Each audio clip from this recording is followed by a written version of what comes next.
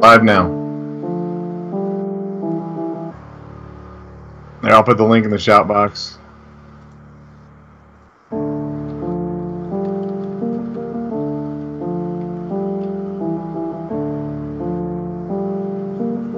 Luxury Beats.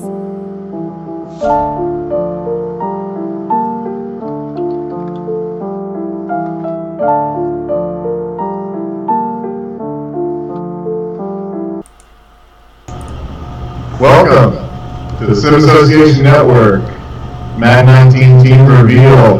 Take two. Oh, we thought we had already started, and sorry guys for some firewall issues and ports being blocked and everything else. So we are now live with you here from Danville, Indiana, and just north of the beautiful city of Dallas, Texas. So thanks for tuning in. Thanks for joining us. We look forward to getting your team reveals to you and letting everyone know just who they'll be working with come the release of Madden 19 and the start of that file. I'm Blackhawk 375, aka Justin, and my partner in crime, my cousin, and better known as Juke, aka Paul. So welcome and thanks for setting all this up, Paul. Yeah, no problem, guys. Like I said, I said this before, and it's definitely deja vu again, but we chanced upon this software to be able to bring this to you guys we've known about it for a week, but I tried to master it around the clock, 2 days. And here we are. We have this beautiful beast you see in front of you. And from right where we are, we'll head straight into the Super Bowl as soon as this is over, given that they are ready to roll, or that we take an hour to do this. Without further ado, we'll get right into this. It's going to be in alphabetical order. 49ers will start, and we got about halfway through before we realized we weren't actually streaming for you guys. So without further ado, here we go. 49ers select. With the first pick of the Madden draft of the owners, the 49ers select Juke. Wow, the lucky man. What a surprise. I know you had no idea this was coming. No, absolutely not. I drew into a hat. But, so,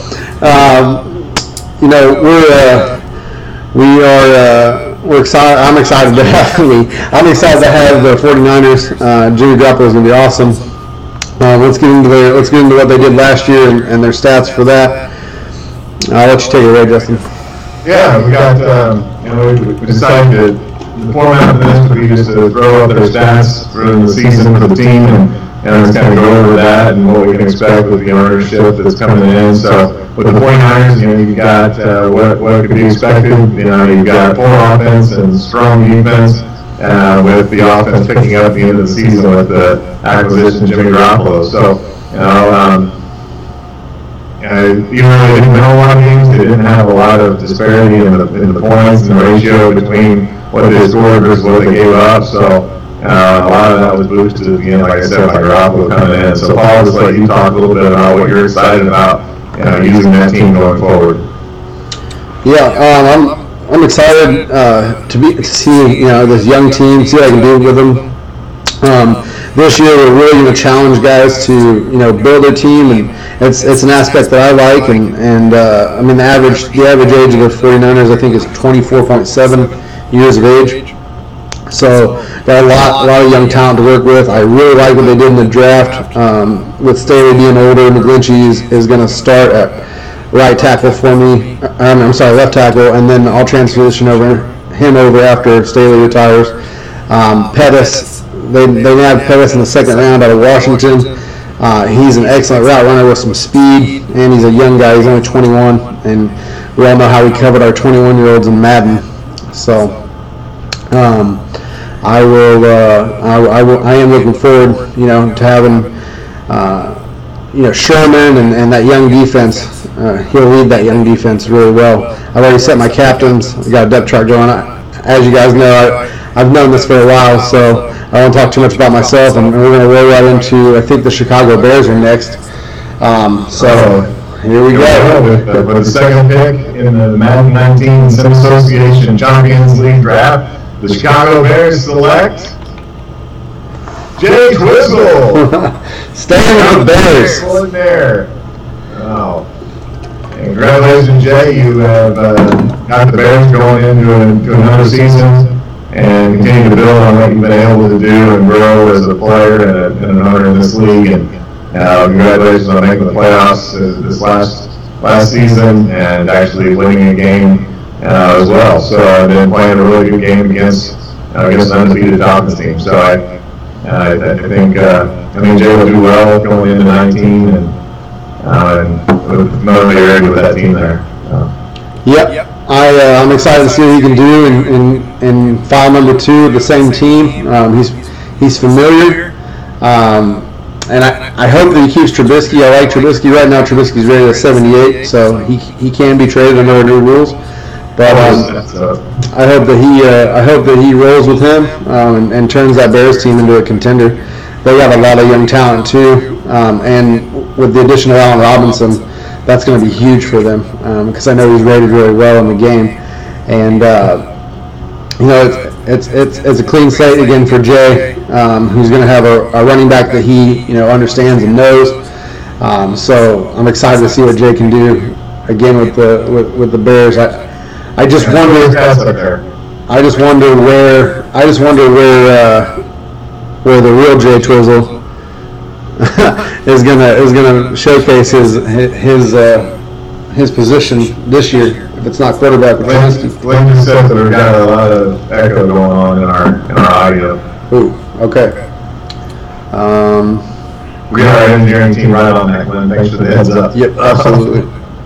And while we do that, let's take a quick commercial break. When I get thirsty during a broadcast on the Sim Association Network, I prefer Arizona Tea RX energy drink. So,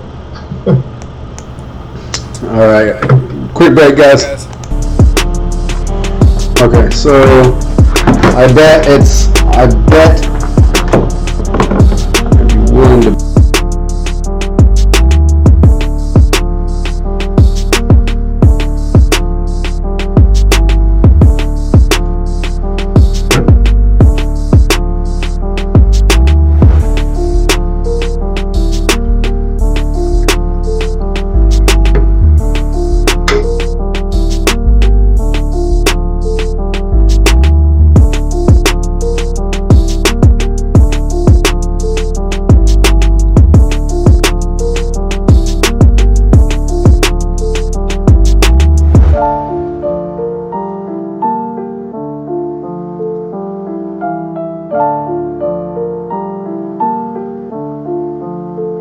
what do you mean?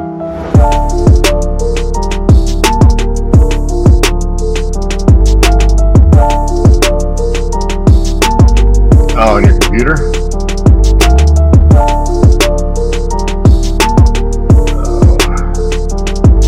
There's no speaker there in the bottom right corner. Is there anything there?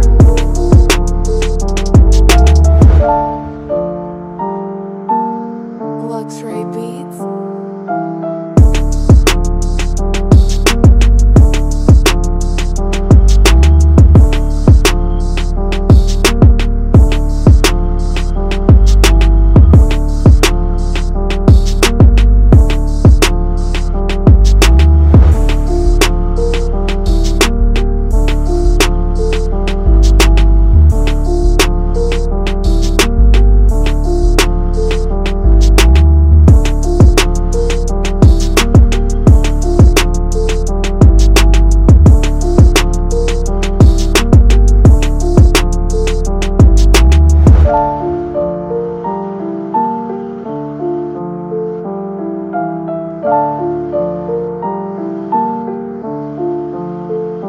You should probably just...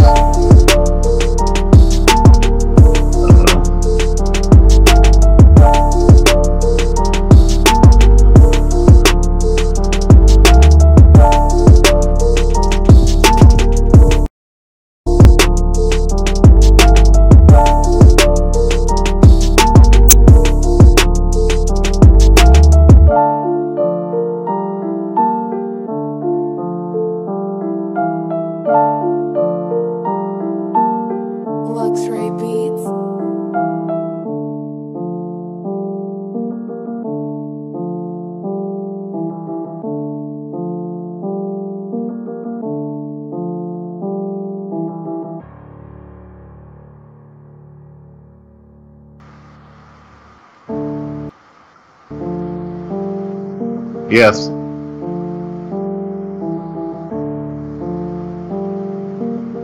Luxury Beats.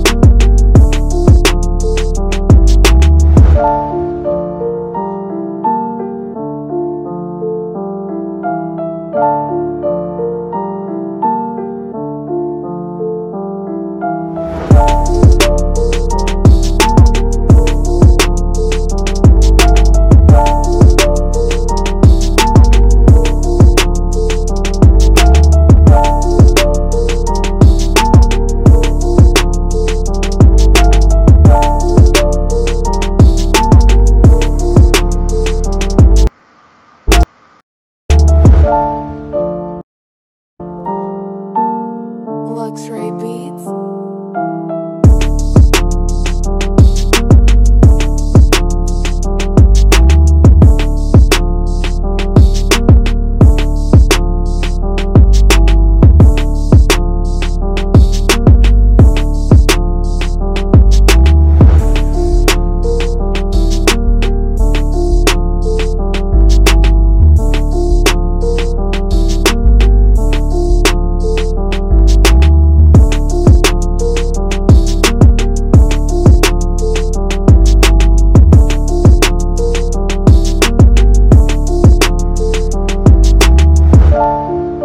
I can barely even hear you now.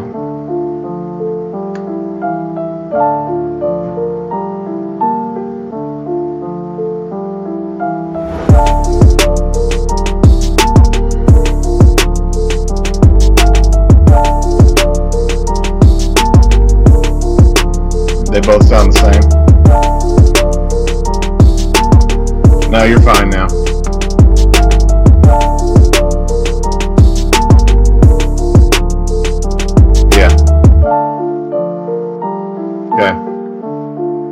Okay. All right, we are back now, so please let us know if you can hear us better, if there's still an echo, or what might be going on. So we hope to be back and better than ever. So wait for some input from you guys before we continue to make sure that the sound issues are taken care of.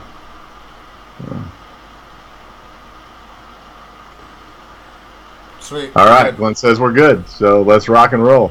Awesome. Our crack team of engineers has resolved our technical difficulties, and we are back live and ready to roll on to the next team. I think Jay might have got a little short change there, but don't worry, he'll make up for it in the shout box. Let's roll on. Who we got next? Should be Bears. I guess is the Bengals. So roll with it. Let's do it. And the Bengals with the next pick in the draft. Select OG Kush. We got a guy returning from a previous league or previous time with the league and coming back to rejoin us for Madden 19, and he'll be taking over the realm of the Bengals, the helm of the Bengals. So welcome back to the league, buddy. Absolutely. This guy's a trip. We didn't get to see a lot of him when he was the Buccaneers, but he's someone that plays off of Alex, and they're constantly talking, crap in the shout box to each other. So that rivalry's renewed this year. We'll see who Alex gets, but I imagine they'll play each other at some point. Yeah, they're roommates, right? Yeah, they are roommates, and taking a look at what the Bengals did. Go ahead, Mr. Host. The Bengals are crap. No, I'm They just are kidding. No, they. I think that is a reason that Dalton got what he's like a 76 now, going into 19. Yep. So I think that's going to be a work in progress. Obviously, not the offensive juggernaut that Glenn has built them to in this file, but he'll have his work cut out for him. But there are some really good players on that team on both sides of the ball. Obviously, you've got AJ Green on a wide receiver, and he's just a stud. So I think even though the stats don't, the production doesn't look great there, the defensive production is good. The offensive production not so hot, but as Glenn would probably agree, being a football coach himself, as they like to say in the coaching circles, defense wins ball games. So, just not in Madden. All right. So, welcome back, Kush, and we're excited to have you, buddy. And the Bills. This is a shocker. They've never had the same owner. They've always had the same owner. And so we've got Clay coming back with the Bills, and I'm sure he is a Bills fan, and hopefully he can do more with them in Madden than what they've done in real life. With what they put on the field, even though they made the playoffs and ended that drought, they've completely rebuilt their roster. I got a rookie quarterback coming in, and we'll see what he's able to do with that. Yeah, I talk to Clay on a regular basis. He took some time off to spend with his son after he split up with his girl. But at first he was hesitant on if he was coming back to Madden, and Pluth 99 throw power, I think, is what they've given that rookie quarterback there. What's his name? Allen, right? It's Josh Allen. Yeah, out of Wyoming. Yeah. The kid's got a cannon, and I'm sure Clay's going to appreciate that. This is another clean slate team. He can build them however he wants to. I'm just excited for him not to have Tyrod, because he's absolutely god awful with Tyrod. He's better when he has going back to our PX1 days. He's better when he has a pocket passing quarterback, and he was a staple in the playoffs back in those days, and I think that he'll continue that as he gets his team built. So put those stats up there for the Bills. Let's do it. Again, another crap offensive team. But again, those numbers really don't mean anything, because you've got a whole new quarterback. Shady McCoy's still there. If he ends up, he'll be on the roster in Madden. Who knows what's going to happen to him in real life with all the drama going on off the field. But, I think those numbers are a reflection of a different offense. So we'll see. Clay's always been good at playing offense, so putting points on the board. Absolutely.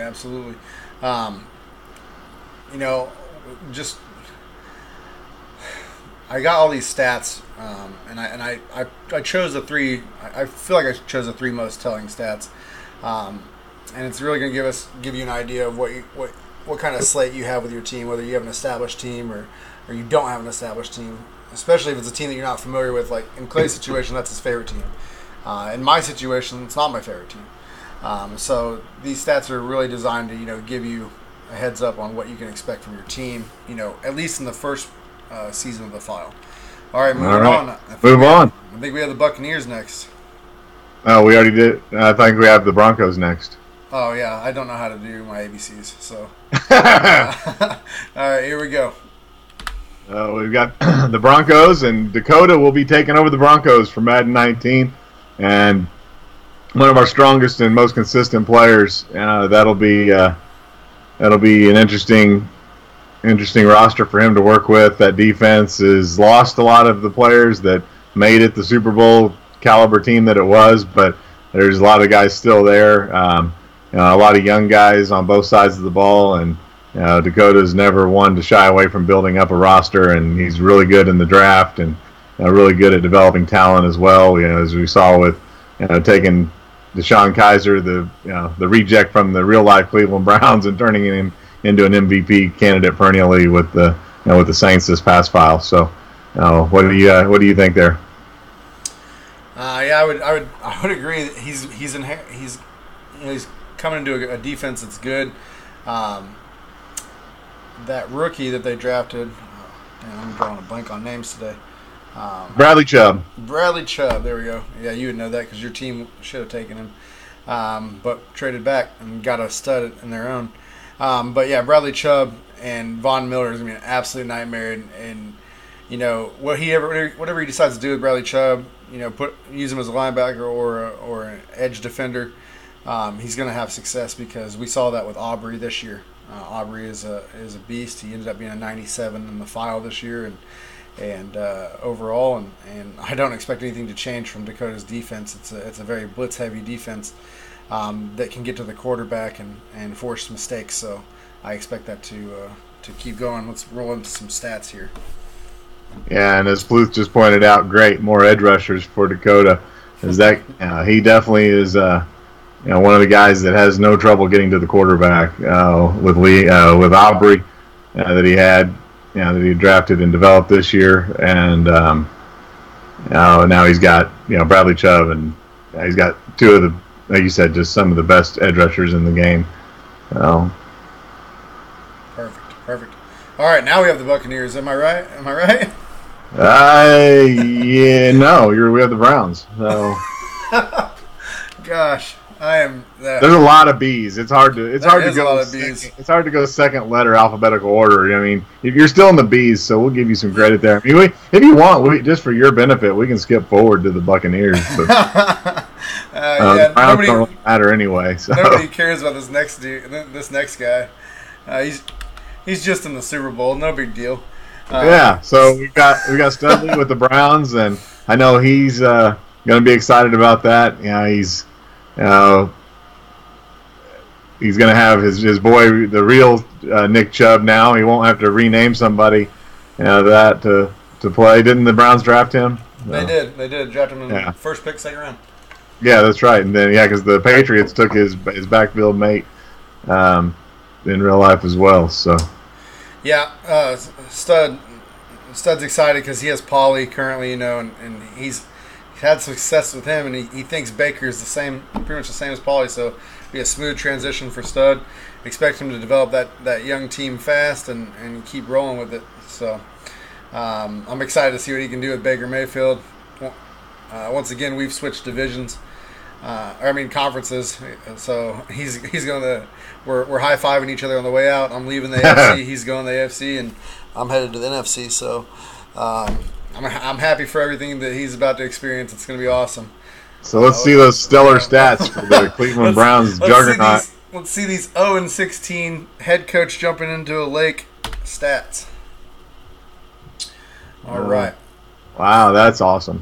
That is awful. Those are stats that you build a championship team around. Good luck, Stud. All he's got to do is win 2 games, and he's already made 100% improvement. All right. So not much to talk about there. Let's just move on. Yeah, let's get it on. Do we have the Buccaneers now? Yes, we do. Finally, the Buccaneers. I feel like I'm right this time. Third time's a charm. Oh, another guy that's been around for a long time with us, Black Paul, will be taking over the Buccaneers, and another guy that is one of our most consistent winners in the league, and he pushed Stud to the limits this season in the playoffs, and he was in the Super Bowl last season, I believe, and won 3 Super Bowls in our first file. So he's always a force to be reckoned with, and now he'll be eating crab legs with Jameis Winston down in Tampa Bay. So, or screaming that he likes to eat W's. Yeah, either that or they'll be sharing Uber rides. So. I mean, I think we should hold him to that suspension and suspend Winston for the first 3 games or whatever it is. Let's get into some stats. So this is a middle of the road team. They didn't do a whole lot last year. I think they won maybe 8 games. But a lot of that came with distractions of Winston and his ass hattery, if you will. Language, man. Well, my apologies. My apologies there, but that's exactly This is a rated G Disney show here. All right. Maybe I'll get the Disney logo up there. They can throw us some money, and then I'll definitely watch that. Okay, so this defense has potential. They took Vita in the first round. Buccaneers were 5-11 last year. 5-11. Okay, yeah. So they took Vita in the first round. He's going to be a stud for sure. Him with McCoy and then Levante David, and I mean he's got something at every level. He's got Hargraves in the secondary. He's got Levante David and Quan Alexander, a player that's near and dear to my heart from my PX1 days. He's got those two linebackers in the middle, and Quan's one of the fastest middle linebackers. So watch out for him to lurk in the middle and make some Paul's plays a beast there. with middle linebackers. So Yeah, absolutely. And then you got Vita and McCoy. So let's continue on here. all right, we got the Buccaneers next. Yeah, I think we're getting out of the B's, aren't we? Yeah, we're out of the B's now. That was the last one. We've got the Cardinals coming up now, and Tigers will be moving away from Cam Newton and moving on to a rookie quarterback that a lot of people feel is going to be at least for the first part of this class of rookie quarterbacks, the best one of the bunch in the situation he's going into. There in Arizona. So Tigers has a good squad there, and we'll be joining you in the NFC West. Yeah, it's something that he wanted. He wanted from the start. He thrives on good competition, whether he's getting beat down in the AFC South like he did this year, or he's thriving like he did with the Panthers in PX1. I mean, he did really well there. But hopefully we'll see a Tiger that's motivated. That's actually where he lives. He resides in Arizona, so maybe that'll get his blood boiling and get him in a position to have some success here. It's gonna be tough with the division he's in. With the temperatures in Arizona, it's not hard to get your blood boiling. So. That's true. That's true. I think they're the only ones in the country that are just like us, fry eggs on the sidewalk and stuff like that. Yeah, there you go. All right, let's look at some stats here for the Cardinals. Yeah. So. More garbage. Yep. They lost their head coach. He retired. They lost their quarterback. And a great head coach too. So, but that doesn't really make a lot of difference in Madden. So. Right. But losing Carson Palmer is one thing. Bradford's rated a 79, and then that cocky quarterback that they just drafted is rated a 78. I would imagine, and my advice to Tigers would be to start that rookie over Bradford, because Bradford's not going to stay on the field anyway. He's made of glass. That rookie's name is Josh Rosen, by the way. Josh Rosen. Yep. I think I'm drawing a blank on rookies today. Usually I'm just like, but today I'm not. So your autism is failing you. 374 toothpicks. Josh Rosen out to prove that he's better than 9 teams that passed on him. So yeah, I would definitely if I was Tigers, I would definitely be starting Rosen at quarterback. You have no way to build Bradford at all, and if you start him, he's probably going to get hurt in about the third quarter of the first game if you're lucky to get him that far. But at least you got a good solid backup with Bradford, in case something does happen to Rosen. And but I think building Rosen's the way to go, and working with that that team and building that quarterback up and building towards the future. So all right, let's see who we got next here. The Buccaneers. I'm pretty sure it's the Colts and No, actually, we've got the Chargers. So. Oh gosh. Okay. So the Chargers. Well, while I'm on that note, I forgot to update the Colts owner. So I'll get that I'll get to that when we get there. So, but here we go. All right. So we've got Neil taking over as the Chargers owner, and Neil will be moving on from the Ravens this file and taking on what a lot of people think in real life is the best team in the AFC West. They've got the best roster as long as I was just listening to the guys on NFL Network talk about this the other day, and as long as old man Rivers can continue to play the way he's been playing and not show that he's 38 years old, then that team will be a force to be reckoned with in the AFC West. And Neal has shown that he can once again another one of our consistent owners that has been with us for a long time, and is always if he's not at the top of the standings, he's always putting up a fight to be there. So I look forward to seeing what he can do. And also what he'll be able to do with the Chargers, and that without that emotional attachment, that he always had with the Ravens. So, yep, absolutely. I would say 18. I mean, towards the end, this season, he did really well. He had a great showing in the playoffs. But for whatever reason, the first 5 seasons of the file, he just couldn't put it together, and a lot of mixed pieces. But when he got Cam Newton, he turned old Cam around, and started winning some games and actually made the playoffs. So I am excited to see what he can do with Rivers. He faces a challenge where he's going to have to draft somebody. They didn't take any rookies in this draft. It'll really just be a matter of retirement with Rivers, because I think EA's done a good job of not letting quarterbacks be as affected by regression as in the past, and and I think they've done a good job all around with the regression issue, especially at the quarterback position, though. So I think for a few years at least, Rivers will be on point because he's got a pretty strong arm to begin with, and that's where the fall off is most, in the regression with the quarterback. So I think though, as long as he can get somebody in there within 2 or 3 seasons, they're at least halfway through the file, I think Rivers will be able to carry him. Absolutely, and look at those defensive numbers. They're top 5 in red zone defense for sure. So yeah, that defense is sick. Yeah, it's and we saw that with the slate that Pluth laid out this year. I mean, the defense Pluth has, there's a lot of pieces that came in from outside teams, but at the same time, Bosa is a beast.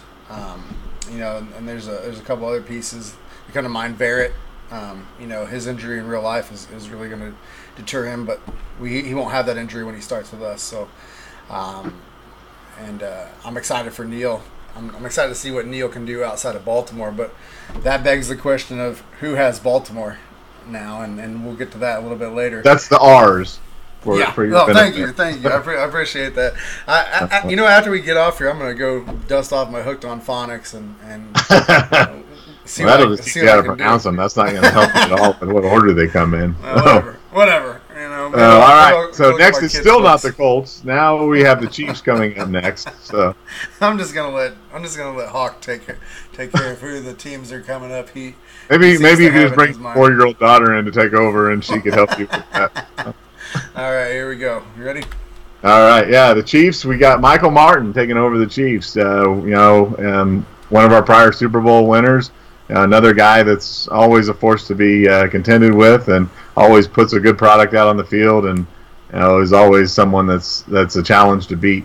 He'll have he has a young quarterback, and that the real life Chiefs have decided to roll with, and moved Alex Smith on, and to the Redskins. So he's got a good young running back, a good young quarterback. The wide receiver core is never been the greatest, and Andy Reid doesn't seem to put a lot of value in that position for whatever the reason may be. His time in Philadelphia outside of Terrell Owens, they never had any real great quarterbacks, but maybe it's because they focus more on the short and intermediate passes with that West Coast offense, and and have a running back and a tight end, which they absolutely have there. So yeah, I'm excited to see what MM can do with Patrick Mahomes. Like Pluth just said in the chat, the West is stacked. And we have one more team to reveal, and it doesn't get any softer, in my opinion.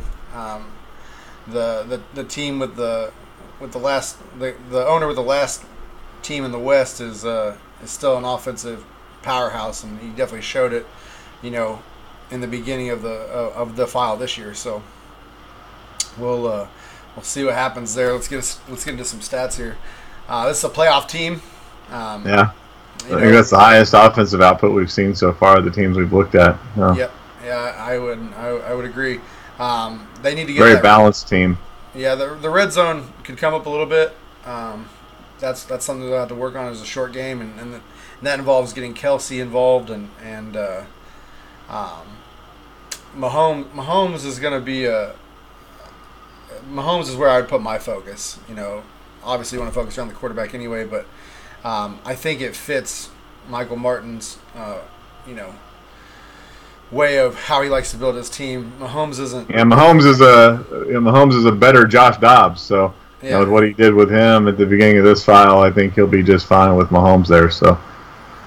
Yep, and Keating, Neil did get the Chargers. Sorry you missed that, but yeah, absolutely. So, all right.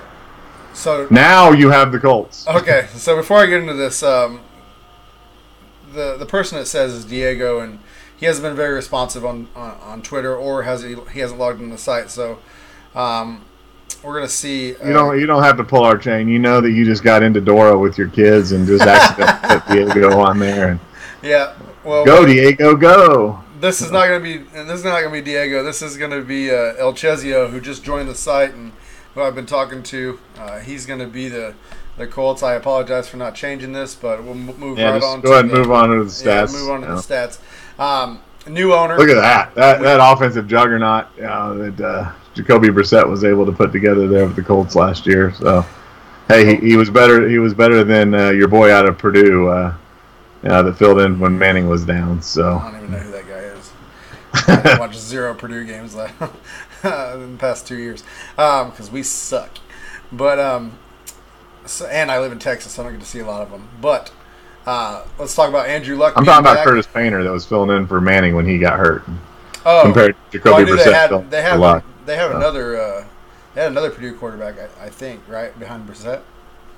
I don't think so. But I have no idea.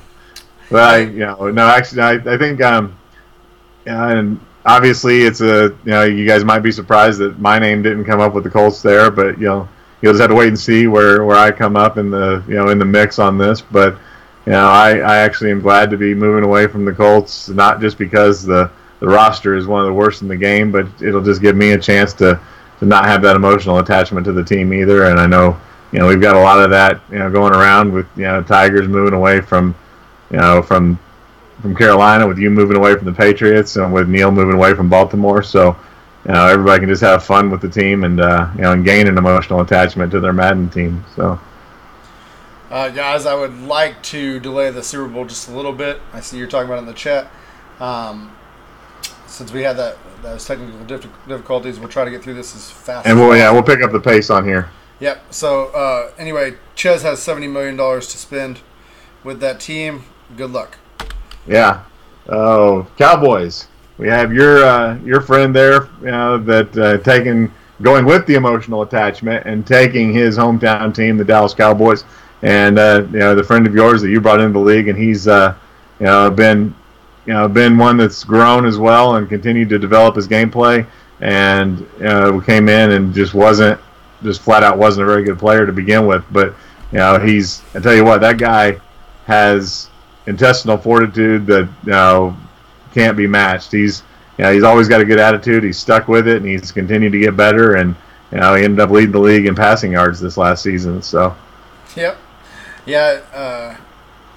I no longer work with Phenom anymore, but we still text a lot, and he is trying to get better always, and he really appreciates the competition that's in the league. So he's got a really good head on his shoulders for the league, and even if he is a basement dweller right now, he may not be that way for long. So we'll move right along here so we can get to this wonderful, exciting Super Bowl that I can't wait to see. So now we have the Dolphins, and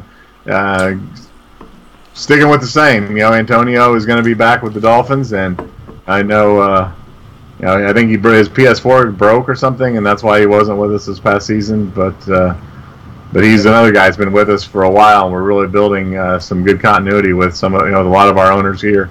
Going into our third file in the league, and Antonio is back with the Dolphins, and I know he'll be a challenge just as he's always been up to this point. So. Yep, I'm not sure what he's going to do in the run game with not having a Jai there. Tannehill hasn't gotten any better, but that defense that safety tandem of Rashad Jones and man, help me again here, Minka Fitzpatrick. There we go, got it. Minka Fitzpatrick is going to be awesome and deadly. Minka Fitzpatrick is one of the. I'm not an Alabama fan by any means, but the kid is ripped and he's just a beast of an athlete. You know you got a Roll Tide bumper sticker. Come on now. No. All right. Let's move on to the next one. All right, this is gonna be rough. Yeah. Ben coming in with the Eagles, and Ben took an average Texans team and made them great, as his name suggests. And taking the defending Super Bowl champion, best roster in the league, and letting Ben take that team is going to be a real challenge for anybody else that has to face him. So. This is Alex and I had some good battles this year, but my favorite rivalry this past file was Ben, and I look for that to continue with me being the 49ers and him having this juggernaut of a roster. Put those amazing stats up there because these are for real, insane. 29 points a game, 380 yards, 64% in the red zone. Those are Madden numbers. Those aren't NFL numbers. Those are Madden numbers. So we'll see if in real life the Eagles are able to reproduce. But I don't think Ben's going to have any trouble with them in Madden. Putting up. Said no. Yeah, this is. I knew this was going to be one of the complaints, and this is actually the third team on his list. He had two in front of it. So, Katie says, "Well, R.I.P." Man, you guys are throwing in the towel already. Let's roll on, see what we got going on. I don't even know. You got the Falcons coming up now, so. We already know that Stud has the Browns, so now we've got Heath coming in with the Falcons, and that'll be somebody else that is taking over a new team, another guy that's been with us before and had to step away a couple times, but now he looks to come back and be strong with the Falcons and represent Atlanta, and know that Stud will be hot on his back if not. So you guys are killing me in the chat. Not a complaint, but all offensive records will be broken. Facts. All right. So Heath is a hometown Atlantean. I don't even know how to whatever Atlantean, and he's excited to have the Falcons. He says he'll do right by them. I put him on this team with hopes that he'd stick around with us. The entire file. Life does get in the way, and that's what happened with him this past file. But I know he travels a lot for work, so we'll just have to see how that works out. And he's a great guy, so hopefully he is able to stick around, and he's an asset to the league when he is here. So yes, he definitely is. Content, everything. Moving on to the stats. So a big fall off after they lost their offensive coordinator from the year before in the Super Bowl that they were leading 28-3, and. I'll let you expand on that if you want, or we can just move on to the next team. He's got a lot of pieces that'll work here. Defense is stacked. He can come in and especially with the NFC South, with the owners that are in the NFC South, I think he can really compete here if he puts his mind to it and focuses. All right, Stud says just move on. Just move on. All right, don't let this. Next team we've got is the Giants.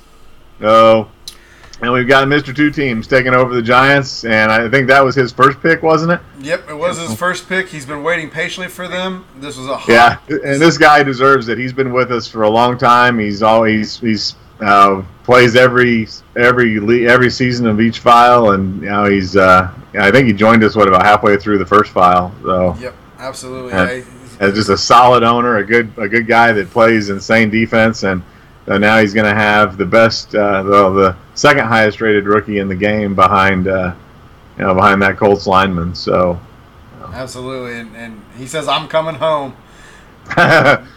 Mama, I'm coming home. That's the only thing I'm going to do. Two teams, I definitely. I'm not taking requests. I definitely, expect you to, once you get that roster the way you want it, I expect you to, battle with Phenom and at first, and then overtake Ben with the Eagles.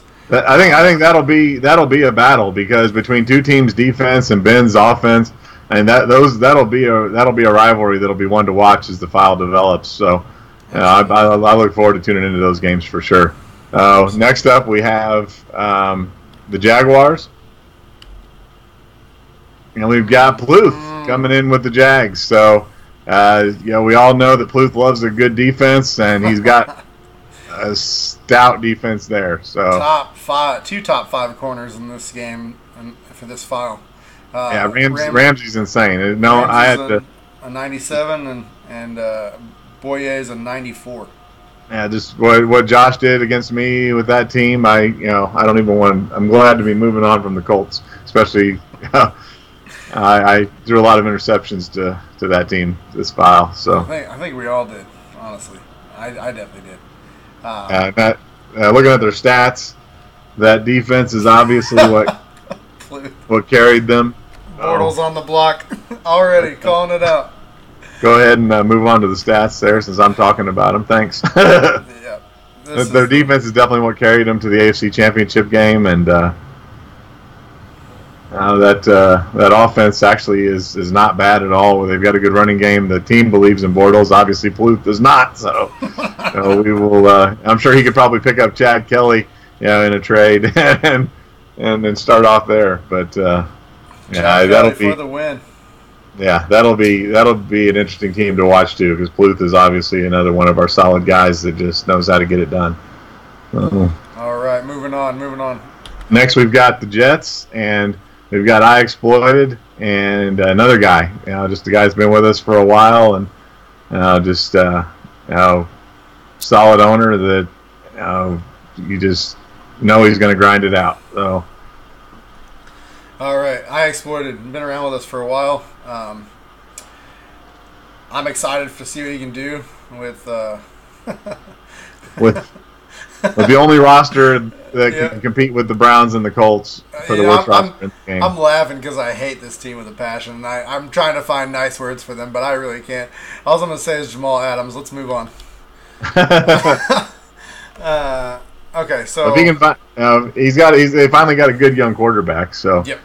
I think he could work on building there with Darnold and move forward there. So the next team up is the Lions, and we got Chaps. Our podcast extraordinaire, Chaps, stepping in with the Lions, coming up for this file and Madden 19, and taking over a solid squad with a good quarterback and a decent offense. I don't know that much about the Lions in real life, to be honest, aside from Stafford at quarterback, and I think Golden Tate's still there playing wide receiver. But yep. I know that Ebron's no longer there because he's with the Colts now. Yeah, Darius Slay's there, in real life they have Matt Patricia, so we'll see what that defense does. But I expect big things from Chaps. This is a division. We haven't revealed a lot about it yet, but it's a division that I think is going to be really competitive driven, and I think that he can flourish there. And we've said it this season. We said on the podcast, if he has a quarterback, he's dangerous, and he has a quarterback. Stafford's 97 throw power and probably top 10 in accuracy. So we'll see what we can do. Yeah, Stafford will be a big upgrade from anything he had in this file for sure. So congrats, Chaps. Good luck with the Lions. All right, here's their numbers. Not bad. Need to get that opposing red zone down, but other than that, Yeah. All right, next up we've got the Packers. And we've got Josh Keating taking over the Packers. So moving on from the Jags, moving up to the Cheesehead district of Wisconsin.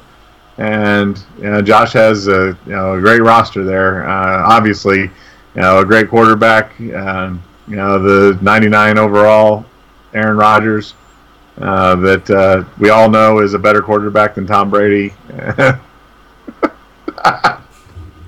Jimmy Graham, come on down. He's going to be the big target there now, and it's worth noting that Glenn moved on, or Glenn wanted this team from the beginning, and we'll see where he ends up. But I know it's hard for him to walk away from because they had a great draft. They took that young kid out of Notre Dame, the receiver. He's got like 3 first names, I think, for his last name, but he's pretty quick. He's a stud. I'm excited to see what Josh can do with this roster. Yeah, it'll be a good team playing with those stats. Once again, don't really tell the tale because Rodgers was down for a lot of the season, so Yep. just not what you would expect from the Packers offense. But those are not Aaron Rodgers numbers for the most part. So, all the prognosticators in one division, please say. Nice. All right, moving so on. after the Packers, we've got the Panthers, and we've got Bombish 39, and he's coming back. He stepped away because he had his first child, I believe, and just wanted to take some time to raise his kid. And then, and while we all can understand that, come on, man, we all know Madden's more important. No, I'm just kidding. But Man, I rocked my little girls every night while playing all of you. Right, yeah, we all know that. In fact, I'm pretty sure watching some of your games, I think Bristol had the sticks a couple times. How dare you? Let's move on to their step. Well, I don't have a 4-year-old to blame my bad play on, so it's. Well, we just found out who the Patriots are real quick, but all right. So moving on, you see the stats there. You know who Cam is. You know what they're capable of. So we'll see if he has a better relationship with Cam than Tigers did. Now, moving on. Now, once again, this is almost as bad as Ben having the Eagles is Fischera having the Patriots. So, except the only difference being that how long will he have Tom Brady? And how long, what will it take to move on from that? Even though we've seen that John does just fine, with the likes of a Jay Twizzle at quarterback. So. Probably win a Super Bowl with Brian Hoyer. Yeah, you won't hear that said very often. But all right. Patriots numbers, just what you would expect from a Patriots team, and I would expect Fischera to keep that rolling in the game as well as real life. I know he's a Patriots fan as well, so I know he was happy to slide into that spot as you slid out of it. So congratulations, John. Third pick on his team selection as well, with the Browns and the Ravens being number 1 and number 2. Well, Ravens, Browns in that order. So your counting is just as good as your alphabetical order. Yeah, absolutely. I am an absolute dip. Are you drinking? There may be whiskey in this cup over here. Whatever. Don't judge me. All right, moving on. Now we have the Raiders. And Chief Mo is going to be our Raiders owner to start this file. Moving on from the Packers, and another guy that came in and joined us this last file, and just a really good guy and a good owner, and somebody that had some family stuff come up, or he would have been with us till the end of this file. So we all continue praying for his situation, and just hope that he's able to have more time to join us and play some Madden and not have to worry about the things he's been dealing with, and just really hope things get better for him. So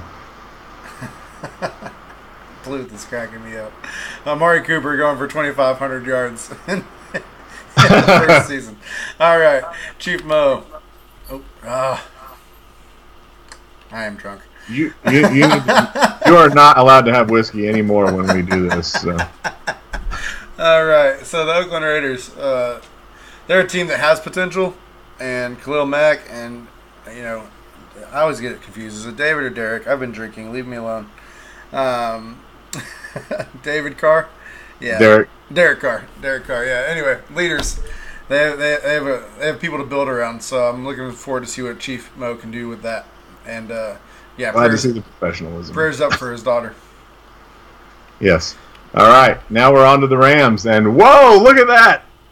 I am shocked. I had no idea this was coming. But this was I'm really. It's not even about being a Rams fan because I'm not, but it's about being able to play in the same division with you and to play those 2 games and develop a rivalry that we can carry forward this file and hopefully have a lot of fun together. So and just so everybody knows, I didn't just pick them because that roster's stacked, because we talked about this months ago before they made all those moves, and I was getting happier with every move they made, but I'm going to be in salary cap nightmare going forward. But it'll be fun to work with and see what I can do as as that roster moves forward from one season to the next. We all know that you think their head coach is cute, and we know this because he's your head coach in the current file as well. Well, So you're crush with McVay. we're all allowed at least one man crush. So, Yeah, mine's but it's Jared Goff that I really think is cute. So. All right, moving on. Oh man. And here we go. Now you all know who's got the Ravens. We've got imperfect Alex taking over, and he's one. We've got about as many Ravens fans as we do Patriots fans in the league. So everybody's gonna have to take their turn and enjoy their moment with their team. And I think Jay is also a Ravens fan, but Alex taking over his hometown team, and Neil moving on to the Chargers. And Alex, we all know, just the guru at adjustments and drafting, and he's a tactician. He studies all your moves. If you guys aren't watching film, you're already wrong. This guy, and now we're giving him the best mobile quarterback since Michael Vick, apparently, with all the hype being thrown in his way. Well, yeah, I mean, even though he's a 68 overall or 65 or whatever he is, he's got the stats that matter. He's got the speed, he's got the acceleration, and he's got pretty decent accuracy and throw power. So, actually, his awareness is like I think his awareness is like a negative 17, but I'm pretty sure he's a 78. Is he? No, the first ratings that came out, he was like a 60 something. So yeah, I think the launch ratings have him at a 78. So. Wow. All right, moving on to the stats. I mean, they haven't made the playoffs in 3 years. I expect that to change. Studley said he ended up at 78 as well. But we know who Imperfect is, and we know what he'll do with this team. And best of luck to you guys in the AFC North. I'm out of the AFC, so I don't worry about him anymore. And he was a pain in my butt all file long this file. I don't even know why I asked him to come back for last season because he just wiped the floor with me. So here we go. All right, moving on to the Redskins, and that is where Glenn will be. Welcome to Washington, Glenn, nation's capital. Glenn taking over that team, and one of our Super Bowl participants tonight will be taking over the Redskins and their new quarterback, and we'll see what he can do there with rookie with Alex Smith. Rookie running back. Darius Geis. Yep, Darius Geis, and they moved on from Sua Cravens. I know. Fun fact: Bob Marley's grandson is an undrafted free agent on their team. His name's Nico Marley, and Glenn's excited about that. Says he's going to turn him into a superstar. So I'm excited to see if he can. Moving on. As long as he doesn't shoot the sheriff, we'll all be all right. So. That's impossible because the sheriff's retired. Anyway. Sorry, my bad, Peyton Manning joke. Anyway, so looking at these stats, Glenn, it's a pretty clean slate for Glenn. I'm excited for him. Glenn's already saying he's got Geis as being the next Mixon. So hopefully Geis will be able to play in a Super Bowl for you since Mixon can't. Yeah, absolutely. All right, moving on.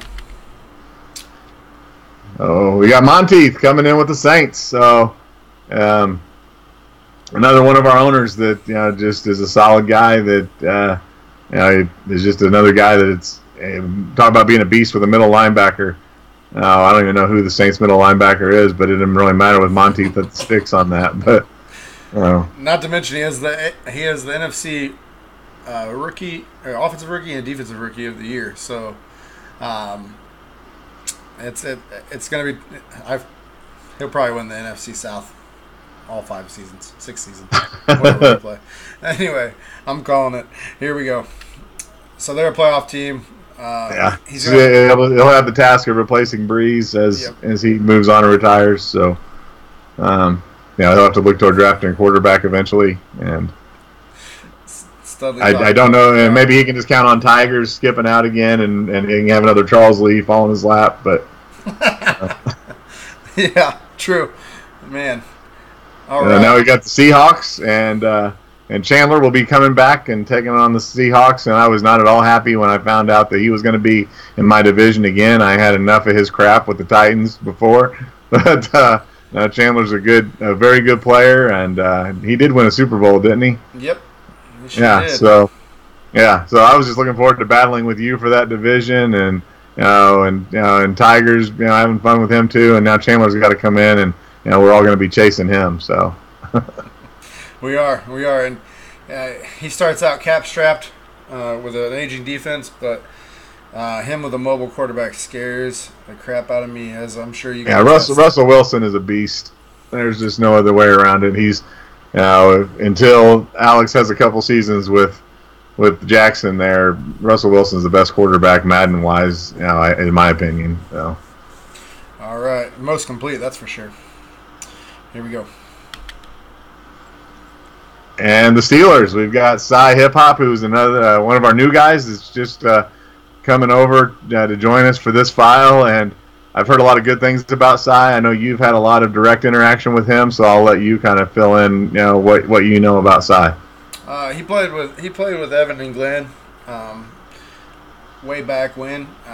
The Steelers are his favorite team, so I was shocked going through the team selections that nobody even really had the Steelers in their top 5, and I thank Cy. I thank God for Cy coming in, because I really don't want to give anybody someone they don't really want. But I'm excited to see what he can do. Glenn says he's legit. Evan says he's legit, and he actually came to us by way of Evan. So even though Evan's not with us anymore, he's still sending us great people. So if Glenn supports him, then I support him, and I'm happy to have him here. He's been active on the shout box. We'll see what he can do with these Steelers. So he's been out of the Madden game. I know that for a while. I think the last time he played, sim football was with college. So we'll see what he does. Here we go with their stats. They're a playoff team, definitely a contender right away. Got to figure out the Le'Veon Bell situation, but hopefully he can. And we'll move on. Yeah. All right. So now we got the Texans and Tarek. We've got Studs Boy, and Prodigy that has done amazing things with the Redskins this file, and just another guy that's just plugged away and gotten better and better and better, as he continued to play. So that'll be a good team for him to build with in this file, and to move forward and to keep getting better. So I look for great things from Tarek coming forward in Madden 19. Same here. He's the only one with an offensive skill player that's a 99. He built to a 99 with Rashad Lennon. So I expect great team building things from him. And Stud really brought us a Jim and Aderick, and they're still in the AFC, in different divisions, but they'll still have that office rivalry every once in a while, every 2 years probably, depending on how divisions pan out. Moving on to their stats, they got a stacked defense. Deshaun Watson's definitely an up-and-comer. He would have been great had he not gotten hurt. He's thrown for 300 yards every game, so he's got a quarterback to build around, and DeAndre Hopkins and Lamar Miller. So I don't think J.J. Watt and Jadeveon Clowney add up to 90 between the two of them in their durability rating, though. So if he can keep both of them on the field at the same time, that'll go a long way to helping that defense be successful. He's gonna have to figure out how to pay Jadeveon too. Last year of his rookie deal. So yeah, here we go. And we've got the Titans and Seals. Another one of our new guys that's been extremely active on the site, and I know he had his own league before that he ran, and so he brings a lot to the table coming into our league, and we look forward to having Seals with us and just seeing what he can do. And I know, like I said, I know he's been very active on the site, and that's exactly what we want to see. I'd much rather have a guy that is on the site, contributing to the league in that way than somebody that just shows up and plays their games. So, welcome to the site, welcome to the league, Seals, and congratulations on getting the Titans. Yep, I'm excited to have you, buddy. Like I said, I did take all 10 of your teams that you gave me into into when I was putting together, what I could do. Originally, you had the Colts because that's who you'd put on your top 5, and then I know this is at the bottom of your option B list, but I try to give you somebody that you'd actually want, and hopefully hopefully you do something with him. You got a great quarterback there. He's awesome to play with. It's fun. I play with him in MUT a lot, so. He's got a heck of an offensive line, which is the most important thing to start with. So. Yep, absolutely. And he's got the highest paid left tackle in the game now. So. Yeah, according to PFF, they are third overall on offensive line behind Eagles and Cowboys. So. And I'm pretty sure you have a man crush on their new head coach. Yeah. Mike Vrabel, yeah, he's an excellent Patriot. All right, moving on. Now we got the Vikings and K. Warren 3, another one of our new guys that we expect big things from, and I've heard a lot of good things about him as well. So yep, he's going to be great for content. He's excited to be here. I had a great tryout game with him the other night. You can catch that on my Twitch channel if you guys want to get a peek of it. He was with PX1, so he kind of knows how we play, and he likes our forum style based, running. So every time you say that name, it makes me dry heave in my mouth. I know. PX1. All right. I think that's it, right? Yeah. The Vikings are the last team in alphabetical order. There are no X, Y, or Z teams. Thank you for clearing that up. I really appreciate it. All right, so. Yeah. If the Super Bowl teams want to get, Glenn, if you want to get your stream up, I'll switch over to that. And we're not going to do any play-by-play tonight, guys. That's something that we need to practice on and make sure we're good to go on. But I'm going to let the and I don't have, once again, I don't have another Arizona Tea RX Energy brought to you by Sim Association. We look forward to their continued sponsorship, and they can give me another can. I'd be able to wet down my vocal cords to continue on. All right. Now, good luck in the Super Bowl, guys. It's been a great file, and I look forward to seeing you all in Madden 19. Thanks for joining us, and we are very excited to have brought you this live broadcast as our first trial live from the Sim Association Network. Absolutely. Loved all my SA brethren. Let's go have a great Madden 19, and we'll see you guys on the other side. All right. Good night, guys.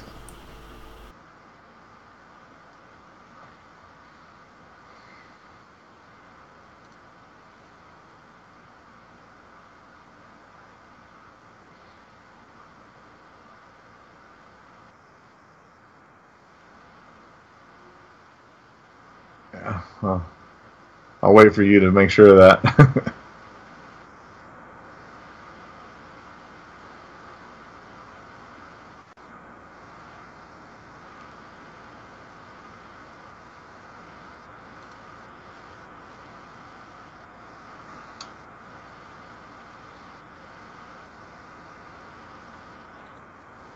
Check.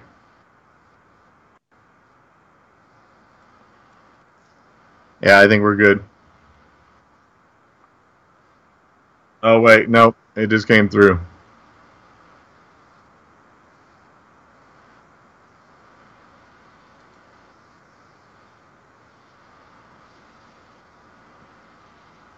Yeah, they can still hear us.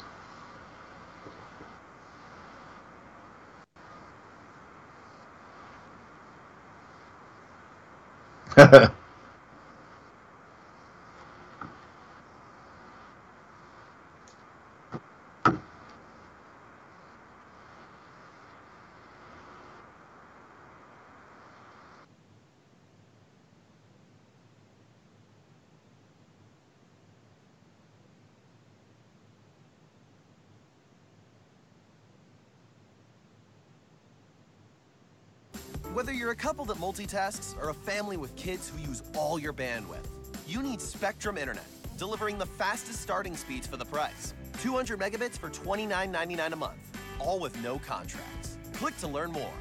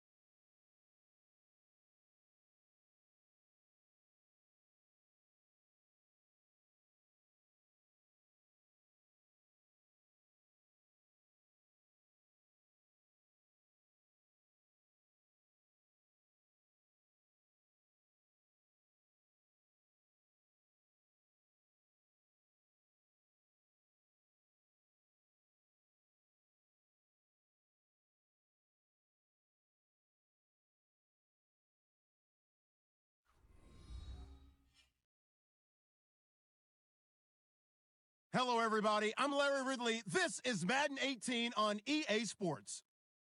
With that, the wait is finally over. It is Super Bowl Sunday. For the call, here's our veteran duo of so many Super Bowls, Brandon Godden and Charles Davis. Larry, we have played 266 games in this NFL season.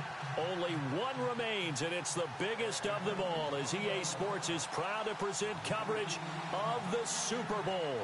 Tonight, it's all on the line. We play for the Lombardi Trophy. The stage is finally set, and here we go. Super Bowl 57 is underway. Returning it, John Ross. And he'll take this across the 25, couple extra yards, up to the 27-yard line.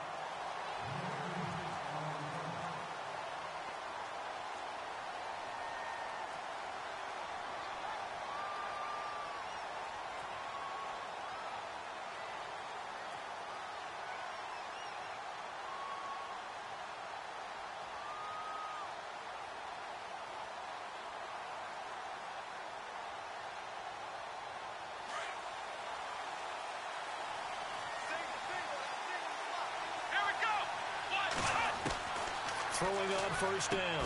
Floyd throwing middle, and it's complete. And he is knocked down and then landed on pretty awkwardly. A good pickup there. 8 yards on the first down completion.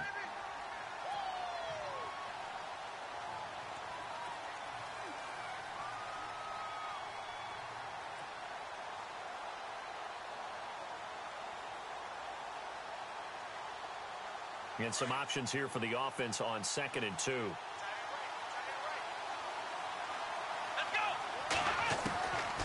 Operating from the gun. Floyd over the middle. That's caught by Ross. And he gets this one to midfield before he's brought down. That one good for 15, and the Bengals get a first down. I think that's a big pickup for a first down, because when you run a drag route against zone, you're sometimes asking for trouble because you might run into a defender. Yeah, well, there they ran into a first down, executed it to perfection. So the offense has it 1st and 10.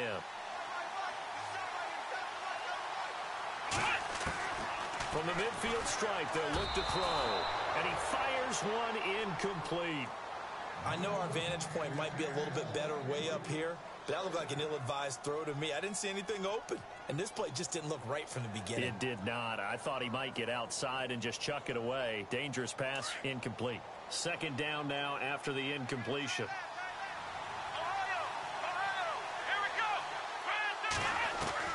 To throw again. Floyd. Quick hitter here, it's complete. And he'll go down shy of the 40 at the 41. And they'll get 9 there as that sets him up better for 3rd down. And boy, they had high praise for this rookie receiver when we asked the coaches about him, didn't they? They certainly did, and obviously they liked his measurables, otherwise they wouldn't have brought him onto the team. Height, weight, speed, all of that. But how about what they really said? Competitiveness. That's what they really liked about him. The way he goes after the football, competes for it, and decides when it's in the air, it's his and only his. Time running out here on the play clock. And he's going to have the first down at about the 38. Give him 3 yards and a fresh set of downs. That's a tremendous group effort there, because when you talk about offensive lines, the best ones, talk about guys that play in harmony, in sync, and getting things done, and they did that on that play. Yeah, especially on 3rd and 1. Got to be in sync, and they were.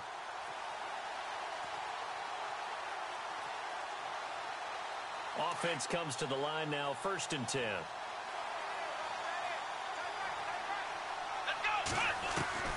From the gun, Floyd. And he slings one that's incomplete. This defense is not going to make it easy for you. They're a physical group, and we just saw it there on that play. He came in, made the contact, just as he's trying to haul it in.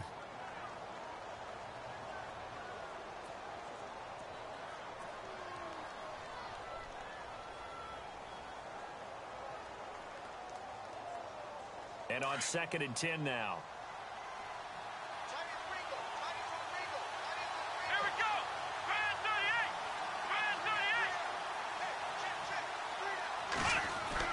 Throwing again. Floyd. And that's complete to Jesse James. And brought down, but not before they're inside the 25. The Bengals passing game finding a rhythm. They've got another first.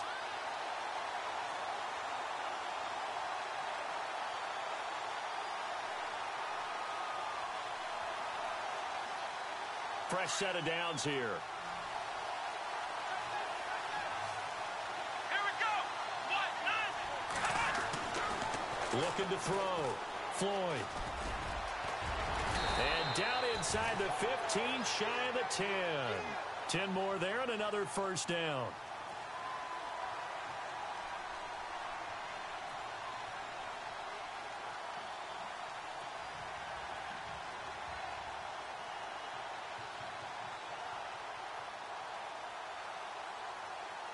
So here we go, 1st and 10 now.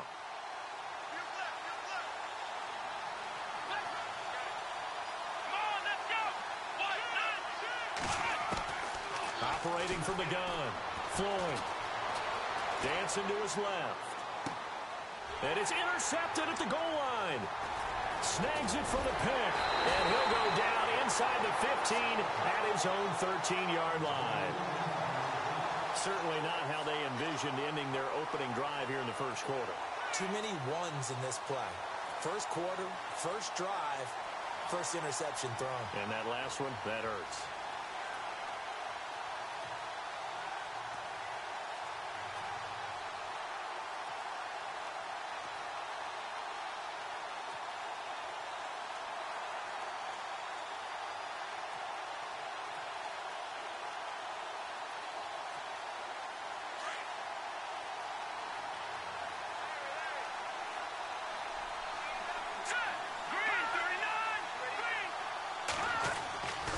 They'll come out throwing here to start the drive. And his first pass is incomplete. It's a lot of contact going on there, and in the end, unable to keep two hands on the football and bring it into his body. Everything looked pretty good until the finish. 10 yards still left on 2nd down.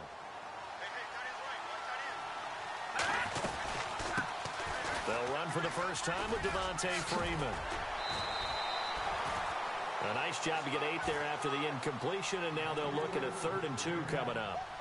Nice job there defensively on 3rd down. Not only did they string the play out, but they didn't allow any room for a cutback. Really well organized on the defensive side. And this defense looks for one more stop here on 3rd after the run.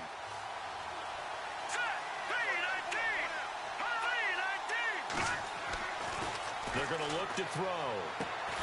Throwing the out route incomplete. That's Jordan. And he's able to pick up the first down here before he goes down at the 26. That throw's not going to get them a whole lot, but that really didn't matter, did it? They got what they needed on that throw. Picked up the first down, and I'm going cliche here. Game of inches, partner. Absolutely. Well, and you talked to me a lot about opening drives, how key those are to set the tone. You kept the drive alive. 3rd down conversion here is big. That's what they were aiming for. You want to keep moving the sticks, get into a rhythm, gain confidence as you go along. And right now, mission accomplished. They'll look to throw here. He completes it to Jones. And he's able to get out to the 32, brought down there. A gain of 6 there on 1st. I think defensively you're okay with that. Here in the first quarter, he's going to get some catches, but they rallied to him quickly. And that's what you count on, and I like what you just said. First quarter, can you do it all game long? They catch it, you tackle them, they go down on the spot. Because when you're able to do that and you don't give up big chunks of yardage after the catch, now you put the offense in a position where every series they have to work hard to pick up first downs, and you tend to stall them out when you do that.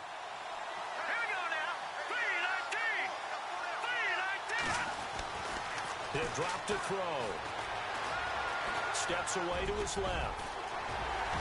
And he slides to avoid the hit. I guess no need to force it when you can do that instead. First down, 18-yard gain. Partner, he was going through his progressions. Not there, not there. After about the 3rd one, he decided he better pull it down and run for it. And he slides down and avoids the hit for good measure. First down and 10 now for the offensive group.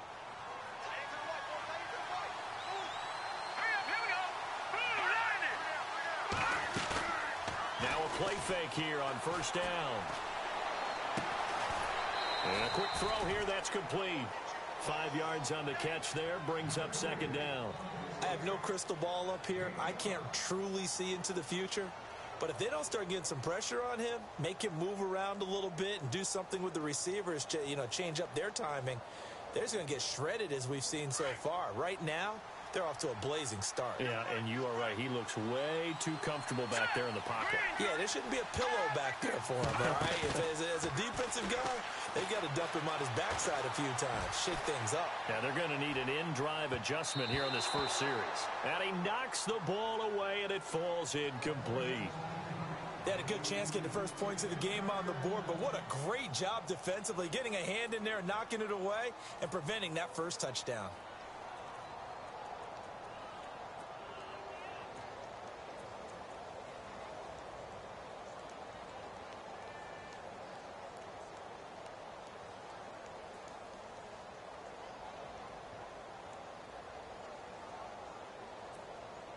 Play number 7 now coming up on the drive. 3rd and 5. Let's go! Green 39! Green 39! Looking to throw. Eluding the pressure right. Well, he's caught on the sideline, but he's not going to have a first down. They say he was out of bounds.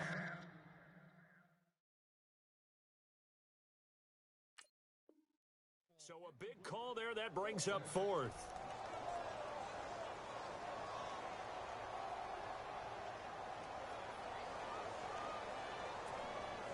Here's Garrett Swanson now, as he should be able to pin him back deep here with his first punt.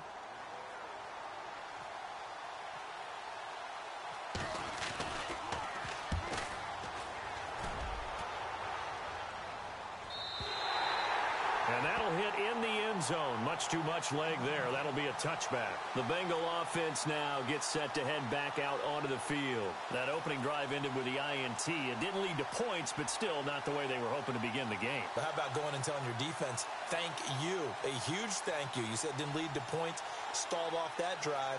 Now they've got a chance to redeem themselves and maybe reward their defense a little bit by putting some points on the board on this one.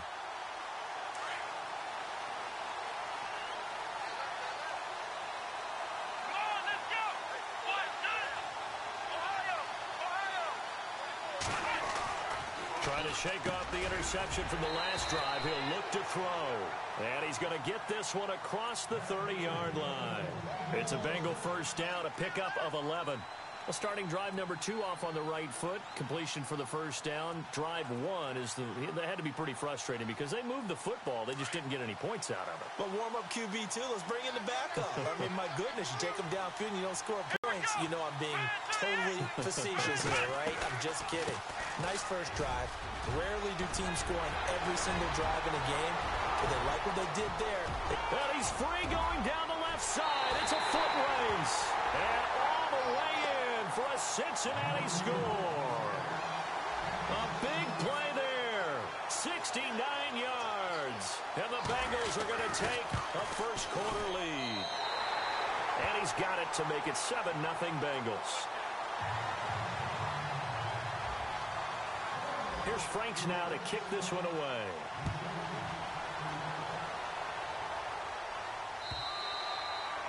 And they will not get a chance to return this one as it's through the end zone for a touchback. Here comes the Falcon offense now as they get set to take over here. And, you know, their previous possession, they were able to move the football but still wound up punting in the end. You know, in 2016, Carolina had a 20-play drive that lasted over 10 minutes. And remember how it ended? In a punt. Yeah, I mean, how does that happen? You just don't see that happen every day. And this one maybe not quite that bad, but still, you'd like to have a chance for points if you hold the football that long. Agreed.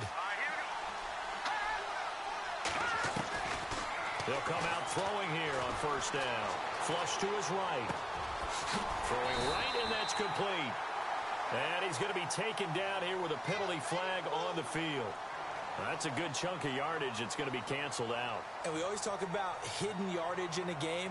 That's going to count as that because now it doesn't go on the books, but now they have to make that up again, don't they?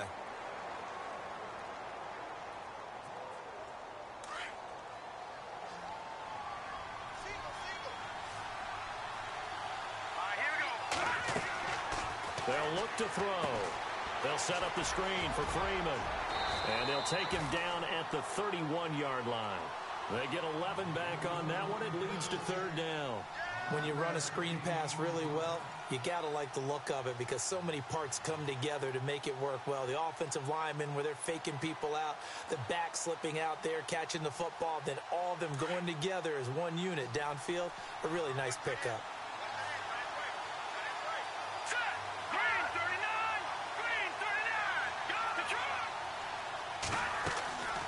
Out of the gun now on third down. Flushed out right. Now he's going to throw deep right side. And it's knocked away and incomplete. Now that's twice now already in this first quarter that he's been able to knock a ball away. They're going to need that from him and plenty more if they want to slow down this passing game. Thus far, though, he's been a ball magnet.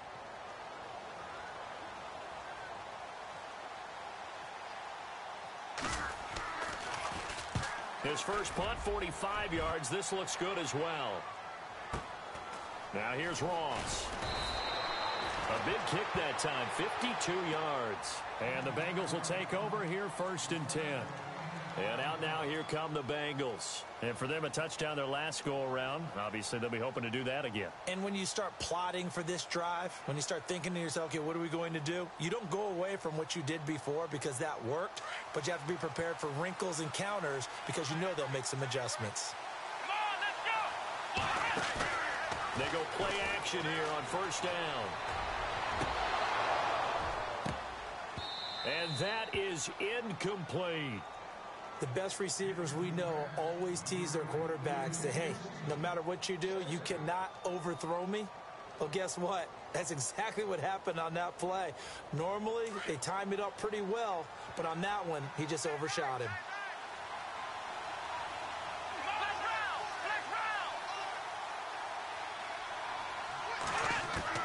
Throwing again on 2nd and 10. Floyd, and this one's incomplete. He was looking for John Ross that time, and it's 3rd down. Well, it doesn't take any great analysis. No jokes, partner, okay? All right, on this one. But we just know that we're going to see this as the game moves forward. There's going to be 2 guys on him on just about every snap. It's kind of a dare to throw his way, but they have to keep throwing his way. The benefits could be great. You throw it to a great receiver, he could come down with it anyway.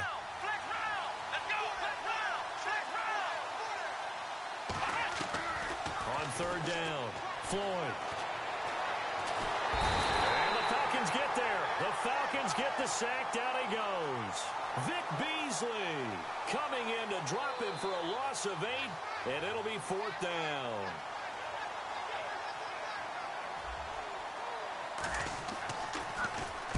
And he gets it away, and it's a laser headed for the sidelines. And this punt sails over the sideline. And the spot, it looks to be right at the 25-yard line. Atlanta now coming out on the field. I would say they went 3 and out last time, but actually they didn't even get to 3 and out. Still a strange decision to us here in the booth. Yeah, let's hope they don't go 1 and out, but maybe, possibly, let's try and think with them here. Try and play field position maybe, turn the ball over, put it in the hands of their defense. Who knows? You're a nice man. And he's going to lose yardage and be backed up to the 25. It's a loss of a yard there, and now 2nd down. Now whistles come in. We're going to get a timeout here by the offense. They'll have 2 remaining as we step aside here in this first quarter.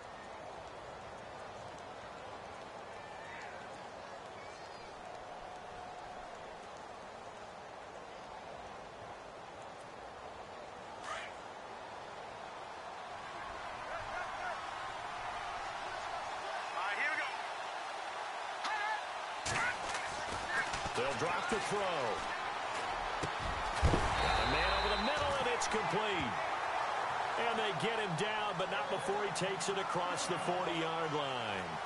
17 yards on the pickup there, and the drive will continue. And the offense lining up 1st and 10. Here we go now. On play action, they'll throw. Looking deep for Julio. And it pops free. The collision there jarred the ball loose and brings up 2nd down. I know exactly why I tried to throw the ball to Julio Jones there. He's never considered covered. He's either too fast or too strong. You always try and get it to him. Especially on those deep passes.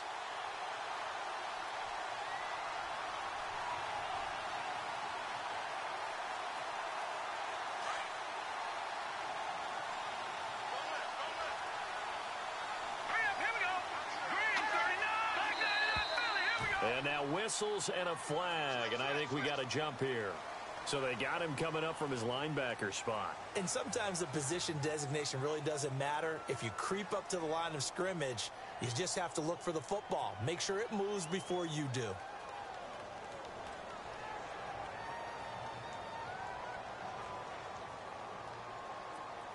So 2nd and medium, 2nd and 5 now.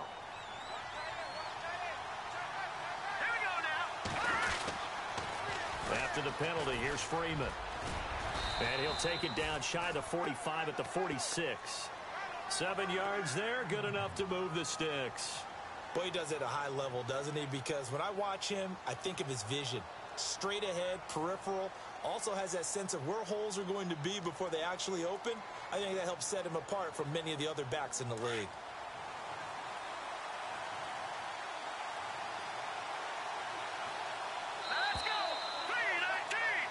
Alongside Charles Davis, Brandon Gaudin, it's the Falcons in possession to begin quarter number 2, and they've got it here with a first down.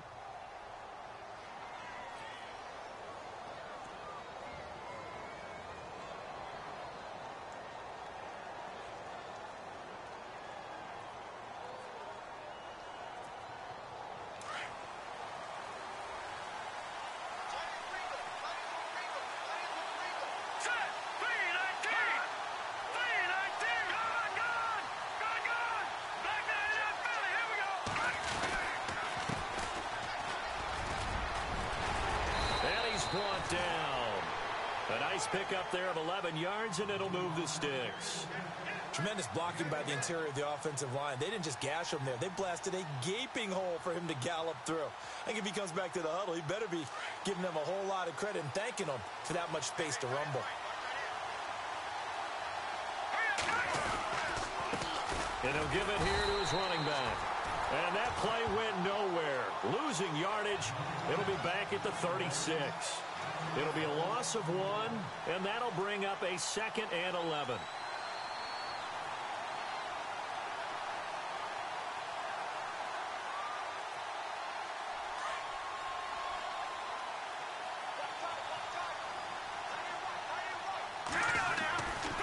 It's a give to Freeman running right. And he's going to fight his way forward here for a modest gain. Give him 5 on the carry there, and it'll set up a 3rd down. He hasn't had a ton of success here so far, but you get the feeling that he might be on the verge of popping one. Yeah, even on that one, there was a little bit of a hole, but it closed there quickly at the end.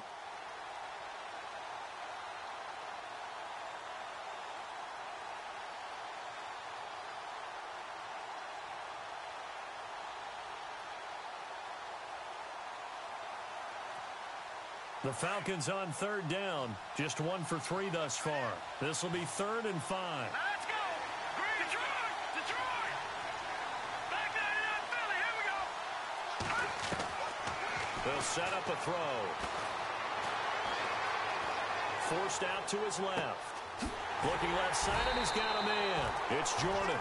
And he's taken down, but not before reaching the 10-yard line. They're able to convert on 3rd down, and that sets up a 1st and goal.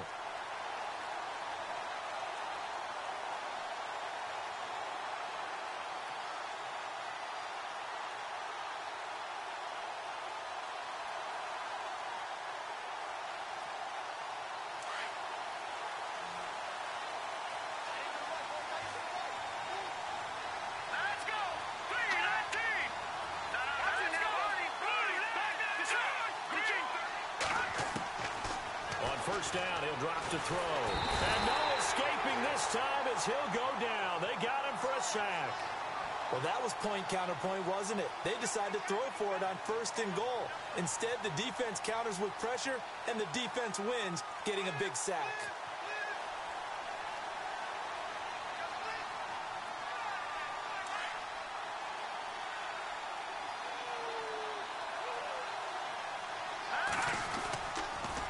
On second down, Freeman. And he's going to be brought down just shy of the 5 at the 6. 11 yards on the pickup, and that'll make it 3rd and goal.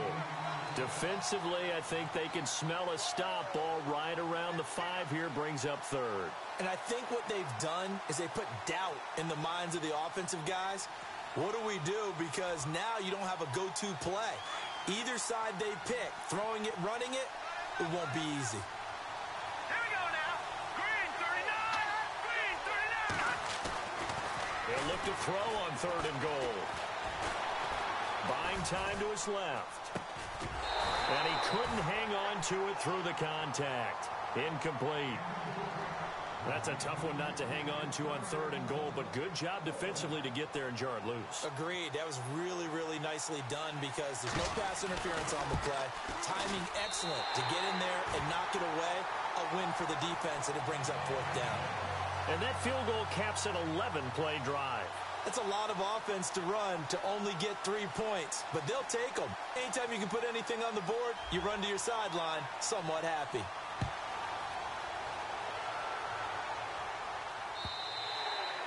And that'll carry over the back line of the end zone for a touchback. So now the Bengal offensive unit back out onto the field. And on the last go-around, they really couldn't get anything going.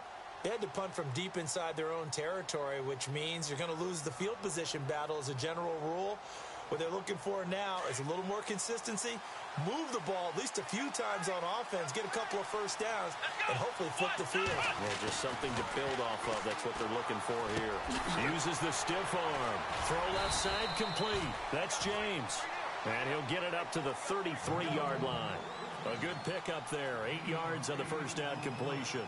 Seeing that play and understand just how tough it is to cover tight ends, especially the ones running around the NFL nowadays, makes me glad I didn't make it in that league. I would have had a really difficult time. But now you get to sit up here with me. Yeah, and that's fun, isn't it? And what a really nice game right there on first down for them.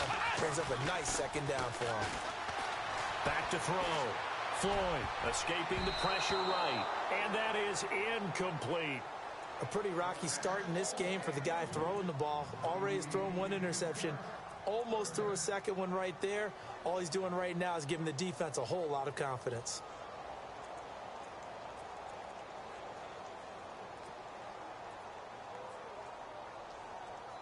And the offense looks to pick up the first here on 3rd after that incompletion. Let's go.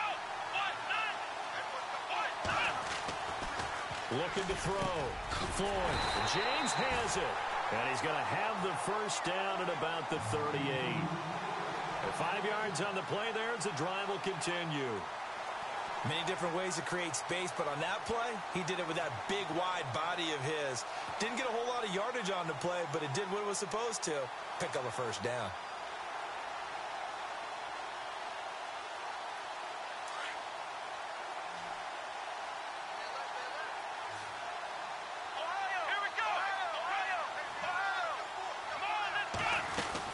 They'll run it now out of the gun. And hard running's going to get him over the 40 to the 42. Call it a gain of 4 on first, and that'll make it second down. Tough running there. That's a hard-earned 4 yards. Yeah, those are the unsung kind of runs. They don't fill up the stat sheet, but they do set you up in good position on second down.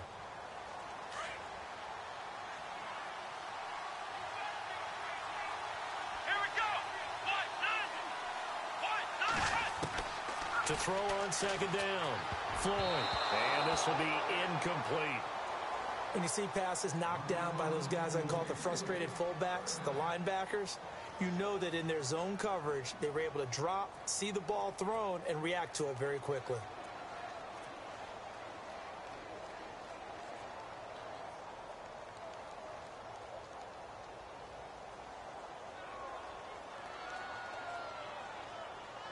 Now the Bengals on third down. They've been okay, 2 for 3 thus far. This will be 3rd and 6. Here we go. 1, 9. From the gun, Floyd. And he can't hang on to it. Nearly picked. He's known for his hands defensively, but instead it just brings up 4th down. Here's Bradley Pena now. On for his second punt. He'd take a repeat of his first. He gets this one away, and boy, it's another boomer. And he'll go ahead and field this at the 5. Well, he wasn't too far from breaking that. Officially, give him 15. And the Falcons will be taking over 1st and 10.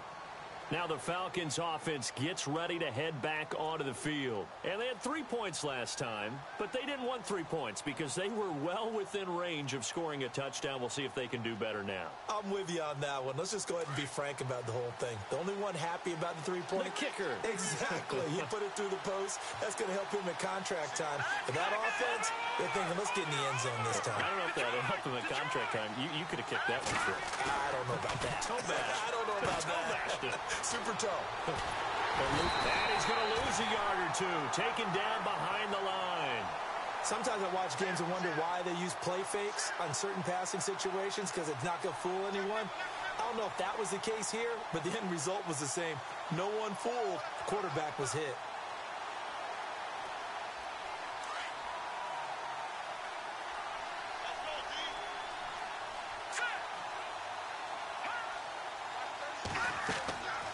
Now he'll look to throw here on 2nd and 10. Looking left side, and he's got a man. That's Freeman. It's a 4-yard pickup, and that'll make it 3rd down. Everyone's got to be able to catch the football. Doesn't matter what position you play, but if you're on offense, be aware a ball may come your way. The Falcons on 3rd down. 2 for 5 to this point. This is 3rd and 7. Now flags come flying in. One of the Falcons moved early. So that'll back him up 5.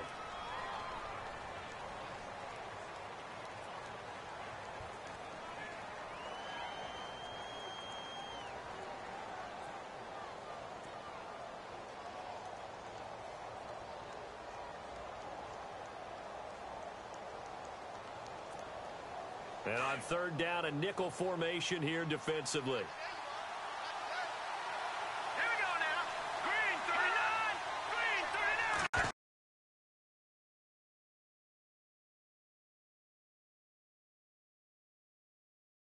And he gets this one off.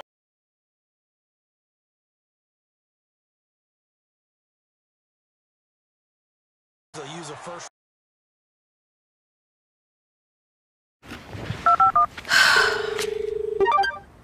No! No. Cancel, please. Being in the know is a good thing. That's why Discover will alert you if your social security number is found on any one of thousands of risky sites. Now they'll run it on the toss. And he is going to lose yardage here. That's going to go as a loss of 2, and it'll be 2nd down. I think there's one element that just keeps increasing on defense in the NFL, and that's speed. They want it at every position, and we just saw there some linebackers who can go sideline to sideline, run past that trash, go past people, and make tackles near the sidelines. And not only near the sideline, but also in the backfield there for the loss.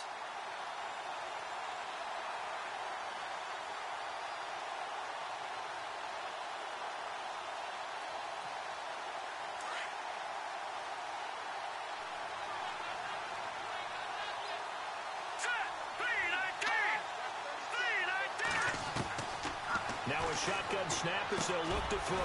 Got his man complete over the middle. That's Jordan. And he'll go down right around the 47 this time. And they'll get 9 there as that sets him up better for 3rd down.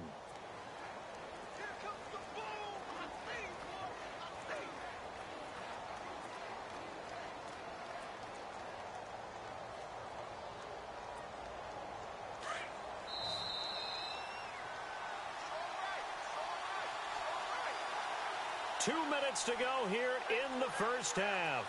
We'll come back on Super Bowl Sunday after this.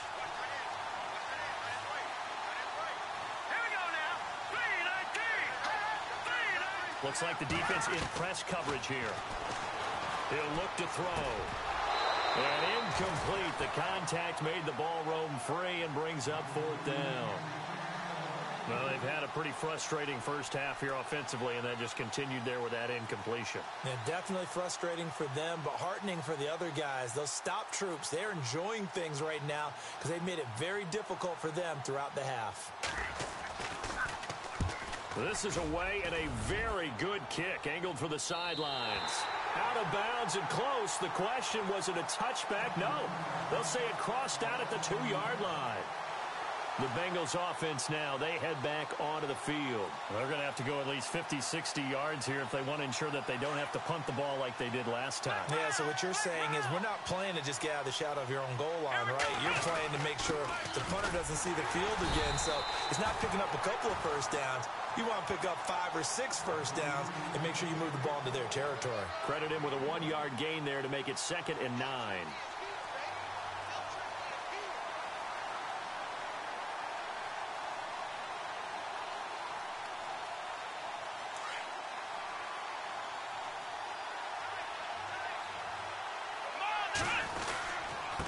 They'll run it here with Logan. And a nice pickup as this one gets him to the 10-yard line. And he's able to get most of what he needed on the carry there. 7 yards on the gain, and it's 3rd and 2 now.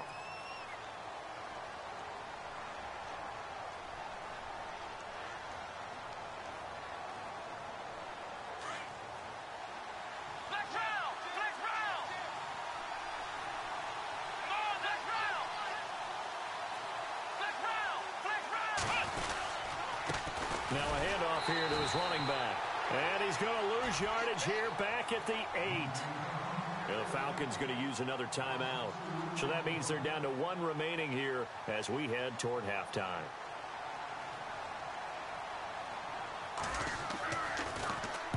He gets us away. It's a good one, drawing toward the sidelines. And this punt goes out of bounds, and it'll be marked inside the 40. Atlanta now coming out on the field. And our game's hit a little bit of a lull here, a little bit of a snag. Punts on back-to-back drives. And old-school coaches don't necessarily mind that. Didn't turn it over, right? Didn't create a big play for the other team. Right now what you're looking for is can you gain an advantage in field position? And that's what both teams are seeking right now. Yeah, they'll be seeking to gain that advantage here on this drive. And very little room to maneuver. He'll get this down to about the 39. A gain of 3, 2nd down. Not much happening there on 1st down. I thought there might have been a hole for a split second. Yeah, but it dried up pretty quickly, didn't it? Closed fast.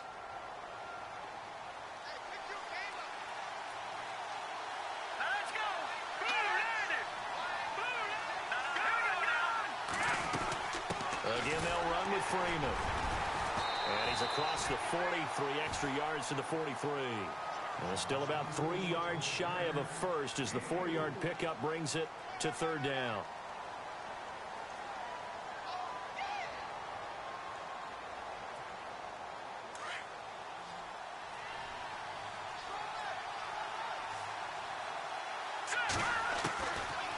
He'll look to throw.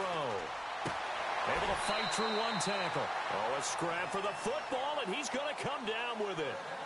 It goes as a gain of 6, and it's a 1st down. A little football 101 there. You just see the receiver try to run down the defender, meaning he goes right at him and really trying to move him a little bit towards the center of the field so he can put his foot in the ground and break to the out, to the sideline, and make a catch. Now back to throw. And he's got his man on the comebacker. And he is out of bounds inside the 30. 23 yards on the play. A big completion there, and he gets out of bounds to stop the clock. Very heady football. That allows them the opportunity to go ahead and line up and kick one right before the half ends. And this one is right down the middle. And they'll get it back within a point at 7-6. So they're still down, but they are able to salvage 3 here heading into the lockers. This is what you work on from the beginning of training camp. Heading into the half, put some points on the board. No matter what the score says at that point, you've accomplished what you set out to do. Cincinnati now ready to take the field. And from this spot in the field with the clock where it's at, you think we're just going to see a knee and that's it? And I think in this situation, that's the proper play. But we do know there's some risk takers out there that may want to take one more shot before the clock runs out. So these two teams will head to the locker room as we hit halftime in Super Bowl 56. As we send you cross-state to Orlando to check in with Larry Ridley. He's got our EA Sports halftime report. So both teams have their marching orders, and we'll get going again here in quarter number 3. And this will be a touchback as that sails over the end line. Here comes the Atlanta offense now ready to take over here. They're down here, but very much in this game. What's the tonality of a coach's talk when a game is within striking distance like this at intermission? Typically, what they're doing is emphasizing the things that went well in the first half and wanting more of that. Sure, you've got to go over some of the errors and clean up some things because there's a reason you're down. But overall, I think they want to stay positive, stay up with this team. We're just starting the second half, and we've got the football. Let's go ahead and punch it in, and then we'll take it from there. See how that recipe works. And he'll fight forward to about the 27-yard line. 2 yards on the pickup there. It'll be 2nd and 8. You know that old expression, it's not my night? It hasn't been his so far. I don't know if the legs are a little bit heavy. Sometimes having to hang out all day and play doesn't exactly play to your advantage, but it's been a tough go for him. And every time he looks up, somebody's there defensively. That was the same case on that play. And after the play on the ground, that brings up 2nd down here.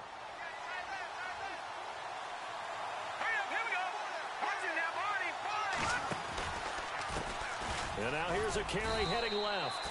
And they will stop him after a fairly minimal pickup. Just a couple on the ground there, and that's going to bring up 3rd and about 6. Well, if the coaching staff's doing a good job upstairs, they'll file away what they just saw from the defense right there. They sold out to stop that running play. I'd say keep that in mind. They want to try that again. Go play action and hit them over the top. Here we go now. Green. On 3rd down, he'll drop to throw. Quick hitch, complete. It's Jordan. And he's going to lose yardage and be backed up to the 25. Call that a loss of 5 yards on the play. And that's going to make it 4th down.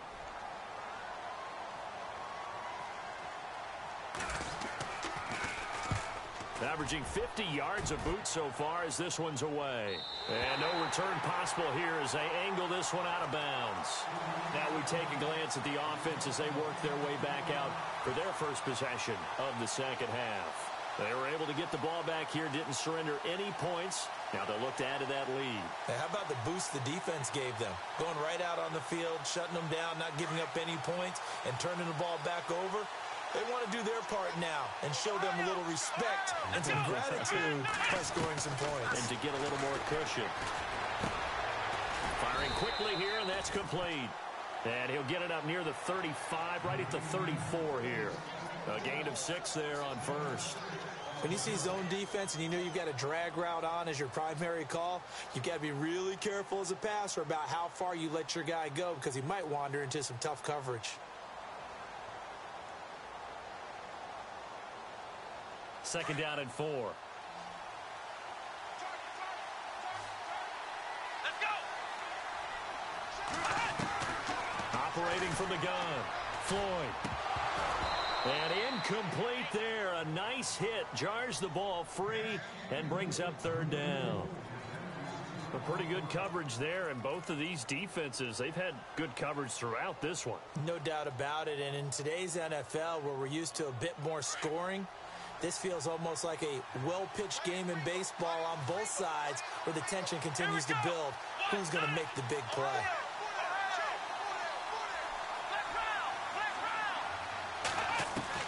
From the gun on 3rd down.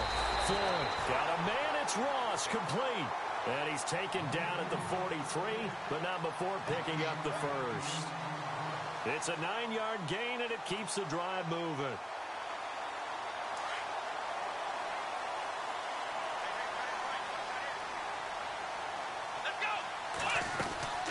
They'll run it now out of the gun.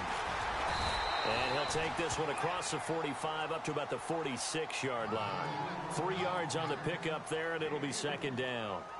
Some of the most unselfish players on any football team, defensive tackles, because we ask them to just eat up blocks and allow other people to make tackles.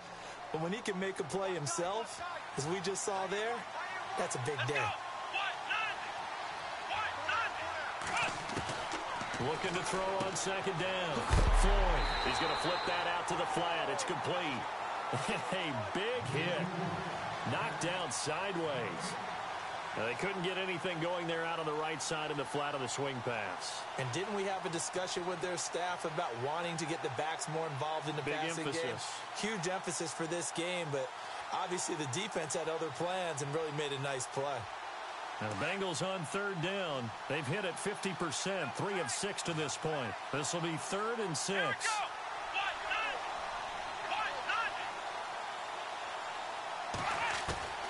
From the gun, Floyd.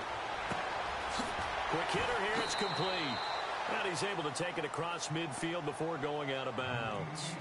It's a pickup of 6 and good enough to move the chains. And just a small glimpse there as to why they like this rookie so much. And that's why they lit up a little bit in our meetings with the coaching staff, didn't they? When we talked about him, they did. Yeah, you know, they like his work ethic. You know, this guy's running every route well in the route tree and getting better at it all the time. Really honing his game. They expect a pretty good jump out of him as things continue to move on. Back to throw. Floyd, he couldn't quite hold it. Got hit. Ball pops out, incomplete. You get a tight end like this, and you know he's used to dishing out punishment, but here, he's one that has to absorb the contact, and as a result, unable to hold on to the football.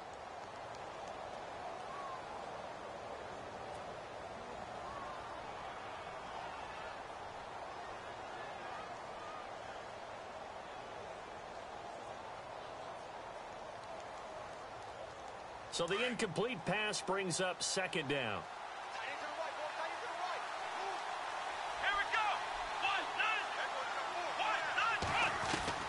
To throw again, Floyd.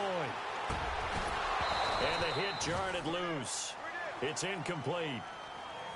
So he can't hang on, and as I watch that unfold, I remembered an expression that I've heard, maybe from you, I don't know, but you're going to get hit anyways, might as well hold on to the ball. Well, you know a coach said that, right? Yeah. Not an actual player. Not a chance at all. Way easier said than done. Now the Bengals on 3rd down. They've hit 4 of 7. This is 3rd and 10.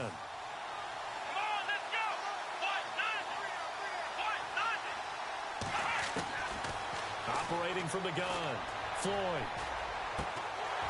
Going down the middle, and it's complete. And he goes down, but not before getting this inside the 25. And they pick up 25 as they convert on 3rd.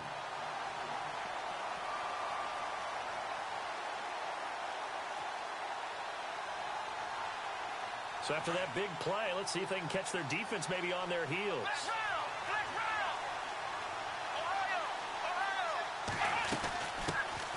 They'll run it now out of the gun. And running room scarce here. He's going to be stopped in his tracks at the line of scrimmage.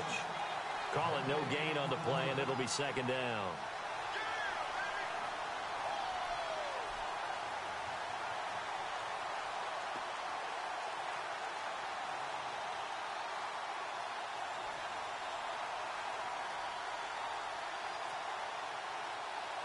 Long drive. The defense just cannot seem to catch a break and get off the field. Here we go. To throw on 2nd down. Floyd. And they're going to get him. He's sacked back around the 28. Vic Beasley in there to get him for his 2nd sack of the night. And that's his 2nd sack of the game, but this player, disruptive in all phases, whether he's going upfield, coming underneath, you name it. He's a big-time guy you have to block.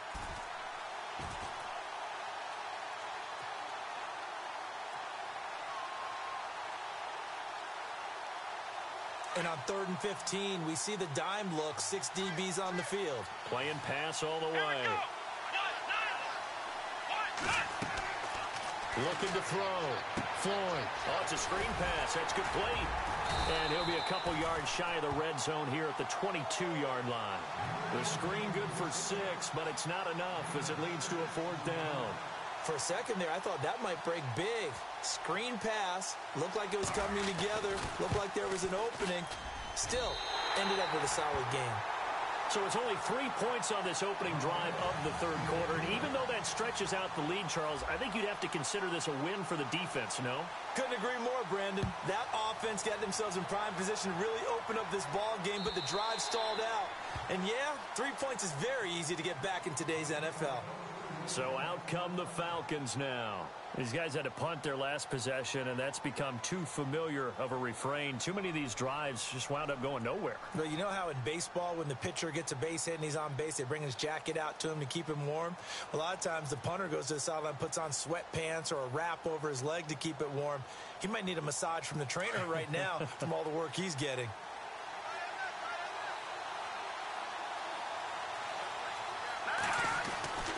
The drive will start with a carry by Devontae Freeman. And he'll fight forward to about the 27-yard line. Give him a couple on the carry there, 2nd and 8. This is what happens sometimes when you abandon the running game. It's hard to get back to it because once guys get out of that mentality of firing out and hitting people, hard to get them started again occasionally. See if they stay on the ground for 2nd down.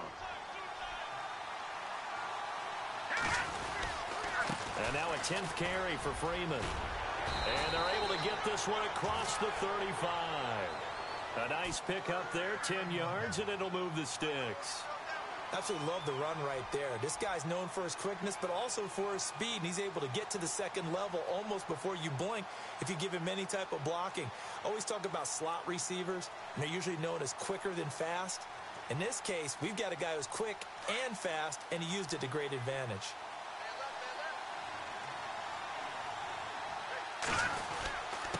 And to give this time to the tailback. Finding some room at midfield. And he's taken down, but not before getting this across midfield and just shy of the 40. That good for 22 and a 1st down. Every team in the league always wants explosive plays, breakout plays, and even more so when it's your horse who's had a tough time during the game. Yeah, not that great in the 1st half. Maybe he can recalibrate here in the 3rd and then carry that over to the 4th. I like that. Recalibrate. Strong. This is Freeman on 1st and 10. And this one's going to go the wrong way. Losing yardage back at the 42. That's going to go as a loss of a yard, and it'll be 2nd down.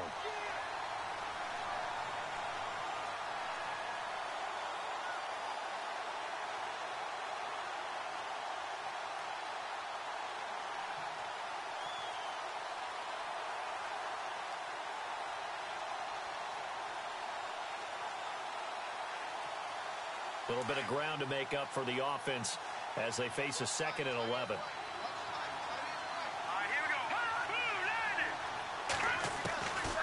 Back to throw here. Swings it out to the flat for Freeman. And he's going to get this inside the 30. That one good for 16, and the drive will continue. I know most of the time when the ball's in the air, you're thinking wide receiver, tight end, but running backs, they can be a big part of any passing offense nowadays. He's got Freeman here. It's complete. And he'll go down here right around the 23-yard line. 4 yards on the pickup, and it'll bring up a 2nd down.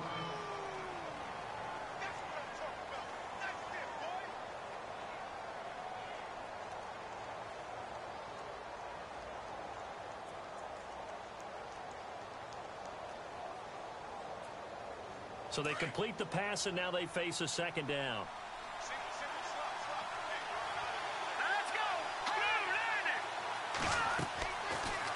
The gun. They'll look to throw. And incomplete there. A nice hit. Jars the ball free and brings up 3rd down.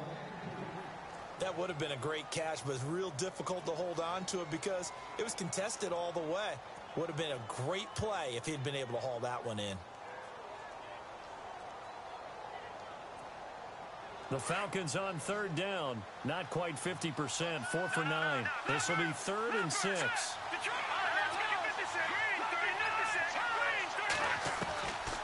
They'll set up to throw. And he couldn't hang on to it through the contact. Incomplete. That's a 1st down if he holds on, but you saw the contact. Able to jar it free from him and force a 4th down. Great play defensively there, as you said, just to knock it free, because if he had caught that, past the sticks, 1st down. And Lambeau will put this one through. And that gets him back within a single point. It's now 10-9. So it's a 3rd field goal for him now, and he's accounted for all 9 of their points thus far. And he's definitely keeping them afloat. But we say it so often, field goals are not going to win you games in the National Football League. They've got to find ways to start capitalizing when they get down near the red zone. This will be taken in at the 1. And a nice return sets him up pretty good here at the 30-yard line. Cincinnati now ready to take the field. And they're not going to play this conservative, I don't think. They had the field goal last time, and they're up, but they're looking to put a drive in the end zone. Oh, I agree with you totally. No one goes out on the field and says, all right, let's just settle for 3, except in certain situations, trying to ice a game, that sort of deal. Most of the time, it's end zone, and that's what you're thinking, and I believe that's exactly what they're thinking as they begin this one. Yeah, no quarterback ever goes after. And I think he's going to go. They're not going to get him. 20. And all the way in for a Cincinnati score. A great effort there. His second touchdown of this Super Bowl. And the Bengals are able to grow their lead. And with that, the lead is up to 8. Back now here on EA Sports. It's the Bengals in possession of the football and in possession of the lead as well as we start the 4th. Here's Franks now to kick this one away.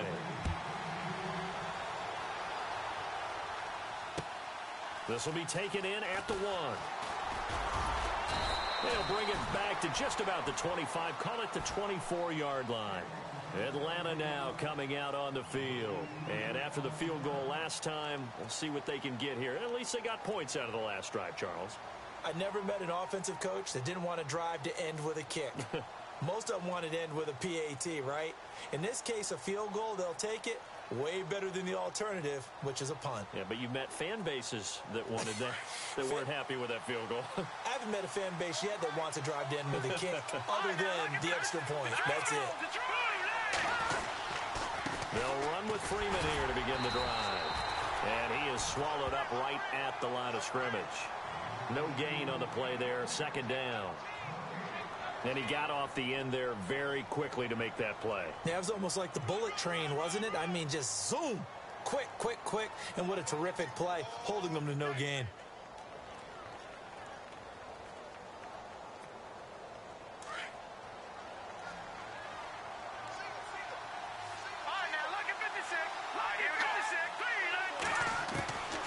Back to throw now on 2nd and 10.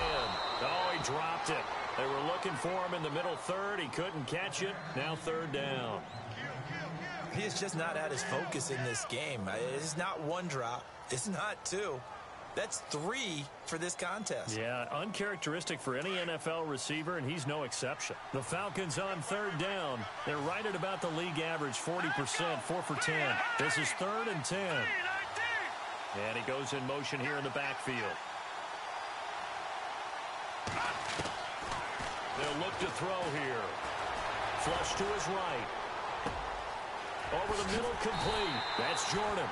And they're going to get this one all the way out across the 45. And they convert on 3rd with a gain of 22. And now the Bengal defense here calling a timeout. It's just their first. They'll be down to 2 remaining as we step aside here in the 4th quarter.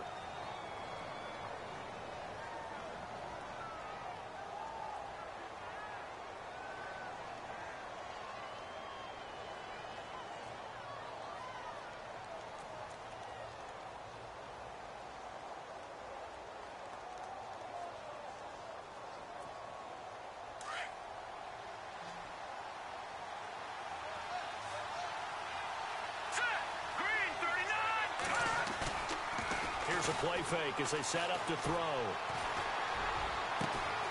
Throw left side complete. It's Jordan. And he'll take it into the end zone. Touchdown, Atlanta. A big play there. 54 yards. And now the Falcons are within a 2-point conversion of tying up the game.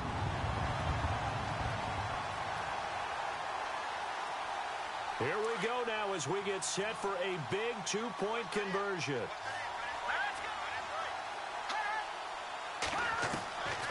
They'll stick with the passing game as he looks to throw. Flushed out right. And no escaping this time as he'll go down. They got him for a sack. And a failure to convert and tie the game. Now the pressure shifts back to the defense. But I think it was the right play. I think it was the right call to try and tie the game there. Kick an extra point, you're still down 1. What's the sense? I like what they did. Cincinnati now ready to take the field. And they hit the home run last drive. One play on the ground all the way to the house. Now the defense, maybe they're expecting a run here. Partner, I love your description because when we talk about hitting the home run, we're usually thinking about a passing play, aren't we? Something in the air, deep ball. But how about them just taking it big-time jaunt? Pressure brought in, and the Falcons get there for the sack. Tack McKinley in there to bring him down for a loss of 7. Great job defensively. I think he was trying to go through his progressions, find someone to get rid of the football. Before he knew it, he was on his back. So that just brings us right back to what you said in the beginning. A great job defensively. Nowhere to go with the football. That led to the sack.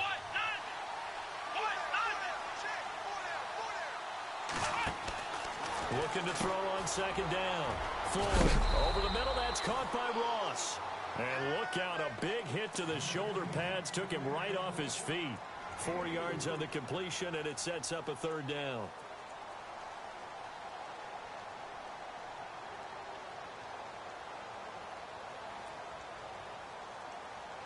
Now the Bengals on third down. 5 out of 9 thus far. This is going to be 3rd and 13. Here we go. From the gun, Floyd. Nowhere to escape, and he goes down. Brandon, more often than not, you'd say they've had his number, and we can count them up so far. 1, 2, 3, 4 sacks given up. But guess what? He's still been able to make some plays, and right now they have a lead.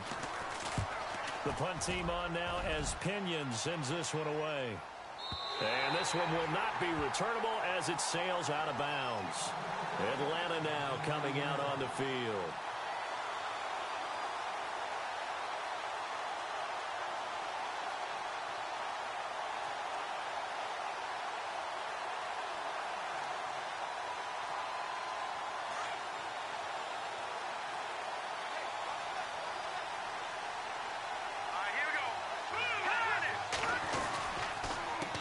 Counter, Devontae Freeman. And they get him down, but not before he takes it across the 40-yard line. They give him 13 yards there on the play and a fresh set of downs.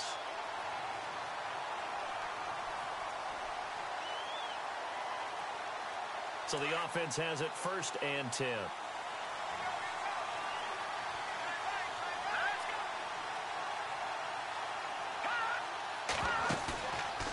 Play fake here on 1st down. And he finds a man on a crossing route.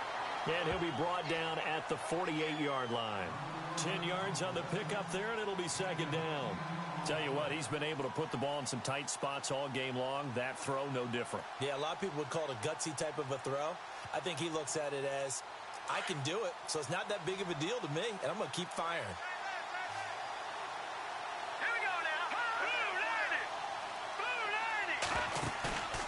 Play-action fake. They'll look to throw. Escaping the pressure right. When in doubt, do it yourself as he keeps it for 3 and a 1st down. That was an excellent job of recognizing the situation. His first read wasn't there. Heck, his second read wasn't there. But he bought himself a little extra time scrambling out of the pocket, got to the sticks, and picked up the 1st down. Offense comes to the line now, 1st and 10.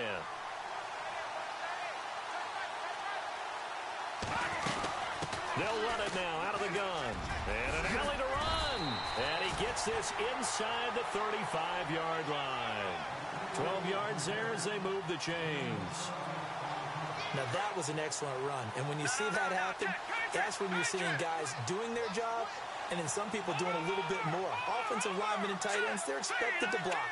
But the wide receivers, all they want to do is catch passes. So when they block on a big-time running play and create extra space, you've kind of hit the jackpot there. And a 5-yard gain as he's down inside the 30 to the 28-yard line.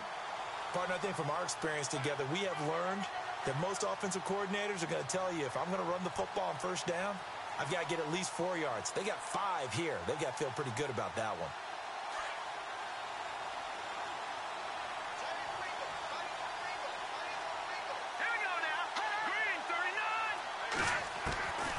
They're going to look to throw. And he takes a shot on the release as this will be incomplete. We've seen this quite a few times in this game. Offensive line unable to keep leverage, unable to keep people away, facing a lot of pressure. Fortunate just to get rid of it. One of the reasons they're down is that inability, though, to stop the pressure. We saw another example of it there.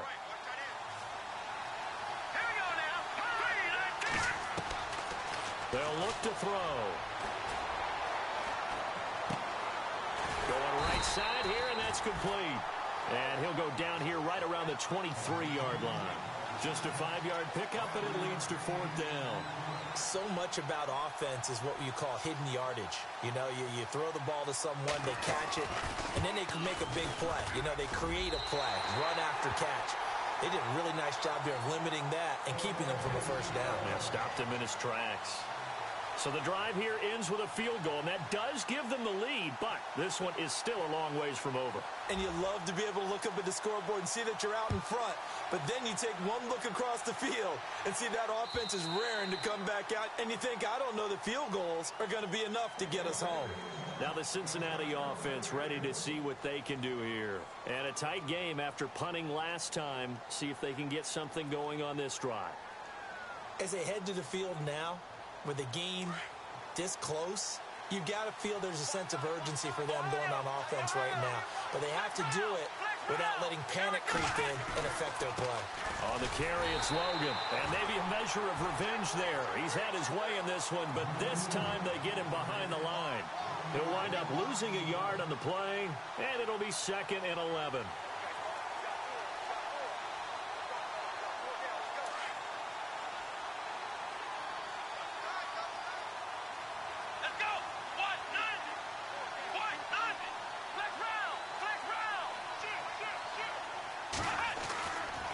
To throw. Floyd, he's going to float this over the middle deep. And they went for a big play through the air on 2nd down. Couldn't connect. Now it's 3rd. They have not gotten him going at all. Tried to spark something there with a longer throw. Unable to complete it. But you have to keep trying. He's one of their best playmakers. No matter what it says on the scoreboard, you're always trying to get him the football.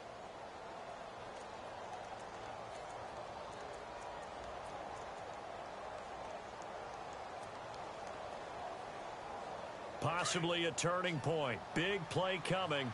This is 3rd and long. Here we go. What? Let's round. Operating from the gun. Floyd is going to fire one deep, middle of the field. Incomplete. Both players were there offensively and defensively, but it falls incomplete. There's definitely contact there, but it's the 4th quarter of a kind of tight game, and sometimes the officials just say, let them play. Kind of like your mom used to with you and your brothers. Just take the broom to you and send you out to the backyard and tell you to settle it yourselves. I like that, yeah. There was contact. I don't know, like you said, enough to warrant the flag. It was close, though. Officially, that'll go as a 52-yard punt. Not too shabby. And out will come the offense as they take over.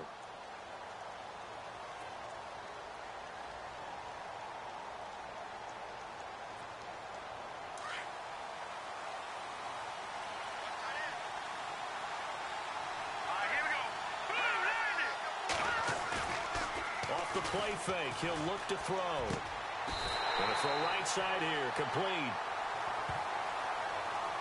So that one a hold right guard. And you understand why offensive and defensive linemen probably go to martial arts schools and work on their hands so often, because that can be the make or break difference on a play. This time he had to grab a jersey in order to make the play happen. Got caught for the penalty.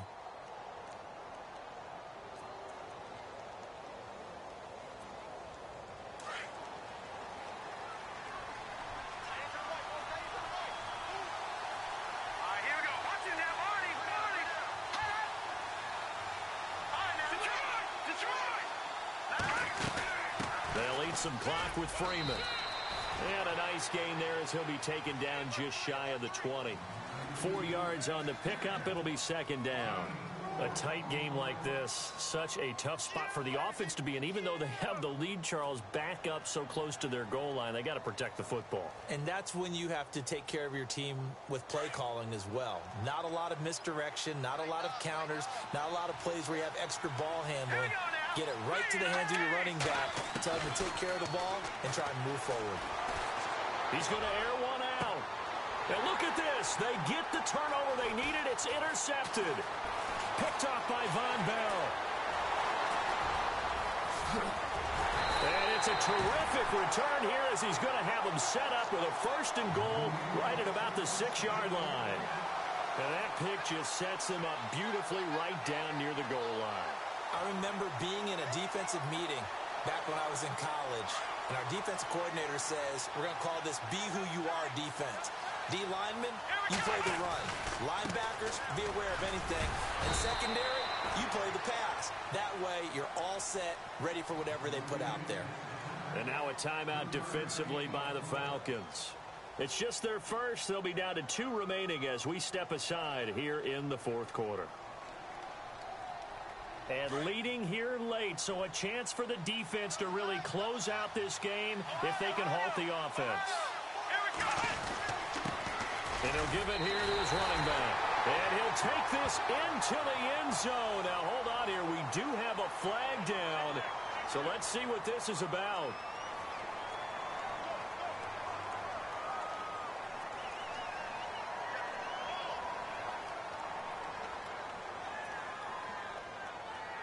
So this offense really needs to make something happen here late in the 4th with the football.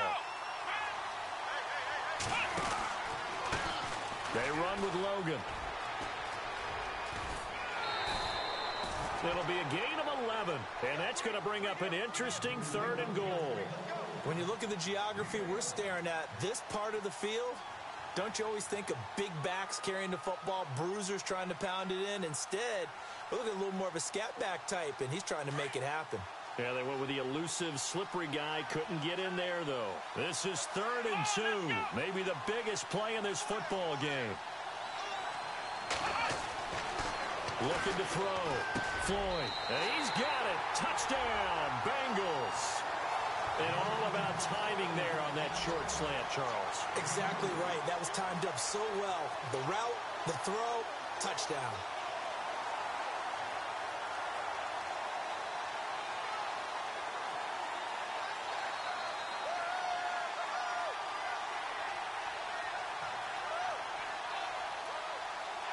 So a big play coming up for the Bengals as they'll indeed go for 2. Here we go.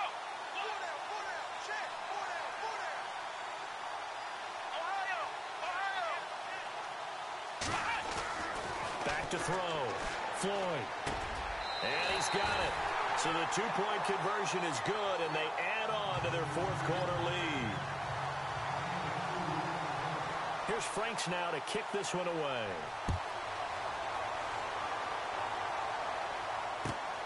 This will be taken in at the 1. And he'll make it across the 20 as his guys will set up shop at the 23-yard line. Atlanta now coming out on the field. And following the interception, just any interception, are you a little bit more cautious when you start that next drive, or no, you just throw that out the window? I think you are. I don't think that there's any way you can run back out there and go, totally didn't affect me. Let's just go ahead and be loose with the football again. You're going to take care of it, but you have to be careful about being too cautious because now you can't run any offense at all. Still want to attack. We'll see how they attack him here. Another carry for the workhorse tonight, Freeman. No gain on the play. It'll be 2nd down. Well, he didn't make headway on that one, but he's had plenty of carries all night long. I just wonder if maybe he's a little bit tired from toting the rock that much. Now contact up front as penalty markers come in. Who is this against? They'll step off the 5 yards. Yeah, partner, you know. Defensive end, he wants to get into the offensive backfield. He wants that get off to be as fast as possible. A little too quick on that one.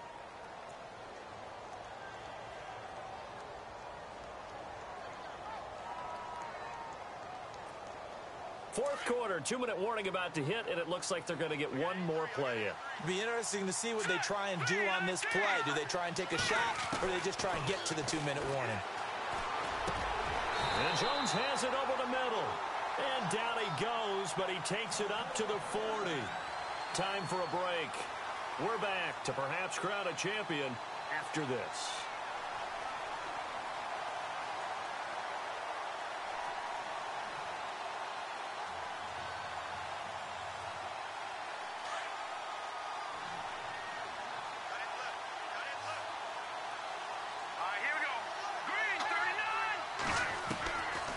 They'll look to throw here on first down. Eluding the pressure right. And he's got his favorite target yet again. It's complete. Another big gainer that time. This one goes for 19 yards. They got exactly what they wanted there. Out route, catch, get out of bounds, stop the clock. And I have to criticize defense here because you know the situation. You want to keep them inbounds and have the clock run. So I'm sitting on the outside portion of the field and not letting them throw an out route. Throw anything inside and I'll make the tackle. An out route? That's not the way you're supposed to play it. And he'll bring this one inside the 35. 8 yards on the pickup, and now they'll have some options on second and short.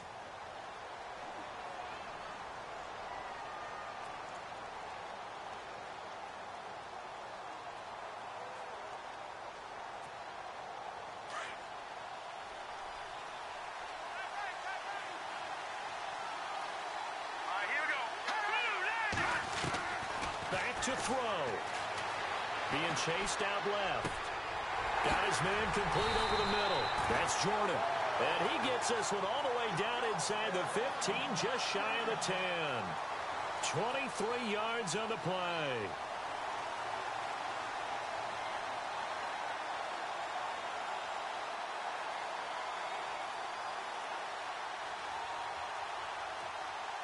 And now the offense operates in the red zone.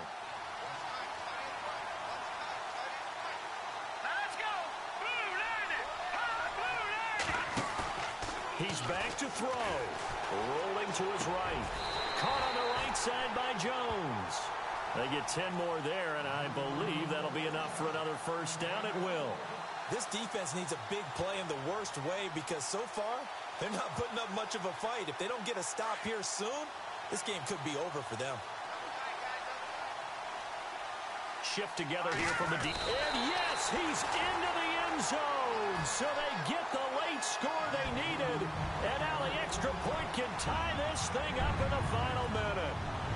So getting the big touchdown they needed late in the fourth. Now what do? You conservative and just tie it up? No, I think you put your practice into game situation. Go as fast as possible. You already have your play call ready to go. Go for two and decide it right now. So here comes the kickoff now, all even here in this fourth quarter. And this will not be returnable. It's out of the back of the end zone for a touchback. Now this Bengals offensive unit ready to see what they can do here. They've got work to do, but they do still have a bit of time here. And they've got to feel comfortable with that, but they have all their play sequences called. If they get out of bounds, that allows them to huddle and call another play. But if they don't, it's hurry up to the line of scrimmage and either spike it and stop the clock or continue to move it downfield in order to try and get in range and win this game. See if they can do just that. And he'll be out of bounds across the 30-yard line. A good pickup there. 8 yards on the first down completion. Let's make this one simple. What a catch, especially the finishing part of getting his feet in bounds, toe tapping, and, of course, foot dragging. Little tapestry, if you will. Oh, I like it. Just 2 yards to go here on second down for the offense.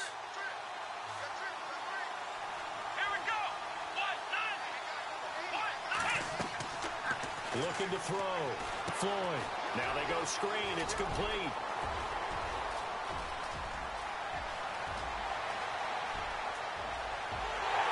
And he's in for the touchdown. And in the final seconds, forget overtime. They just likely won this thing in regulation. I don't know how many more of these my heart can take, my man. I just don't know. Another big touchdown. Late in the game, they look like they're in control. But still, there's a chance. Block the extra point, go down and score, kick the extra point themselves. They can pull this one out. Yeah, but also on the sideline that just took the lead, you've got to get your defense ready and the special teams unit for the kickoff coming up. Yeah, you're exactly right. Got to pull everyone together and make sure they're still focused and aren't already celebrating a win. This will be taken in at the 1. And he'll bring it a few past the 20 to the 23-yard line. Atlanta now coming out on the field. Critical condition here, obviously. Got to hope to get something quick right and then maybe take that shot deep. And once they do take the big shot, you've got to worry on defense. Of course, no one getting behind the defense and make it an easy throw. But nowadays, it's not just the ball being tipped in the air and people in the end zone in a cluster. It's that guy that's short of the end zone who comes up and ends up making the play because he goes unguarded. So there's a lot to think about if you're playing defense in this situation. We'll see if they can cover all their bases. So there's one big play followed by the timeout as we're under 10 seconds to go.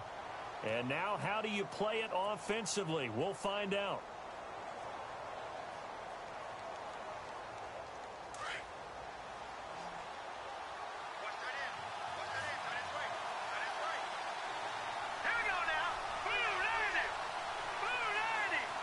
They'll bring a receiver in motion left. He'll look to throw. Complete to Jones. Now they do indeed get the timeout, so all is not lost. They'll have a chance for one final heave to the end zone.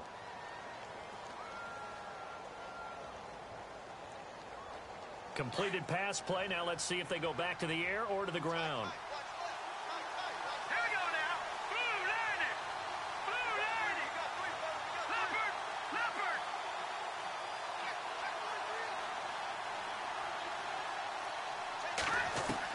One final shot. They'll look to throw. Now a desperation throw deep downfield. And this is incomplete. So no miracles here on the final play. And this ball game is over. Bengal Nation rejoice. Cincinnati has given you the Super Bowl title. And their remarkable season ends in the most remarkable of ways. They get to put next to their name, Super Bowl champion. And they can't ever take that away, can they? Nope. That lasts forever. So good to see the emotion when it's all said and done. You see the hugs, you see the guys sharing, the collective happiness. Makes me want to carry you around a little bit on my shoulders to celebrate the triumph. And congratulations to them, a fantastic season.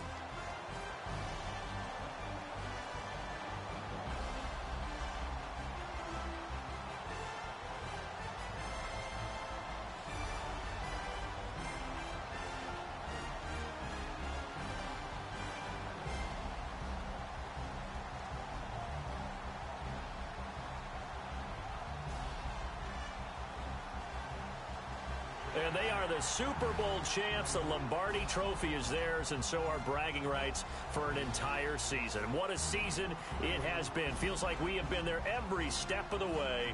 Our entire crew doing a wonderful job. Thanks to my broadcast partner, Charles Davis. For all those guys, I'm Brandon Gunn signing off. We'll talk to you next season right here on EA Sports.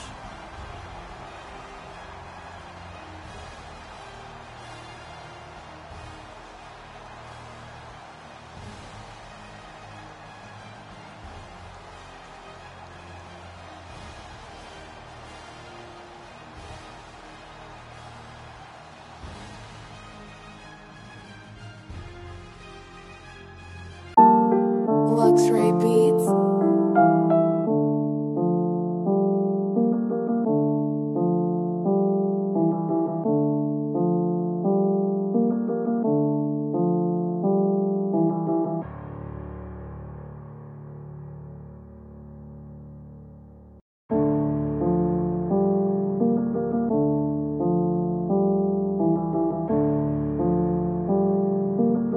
Luxury Beats.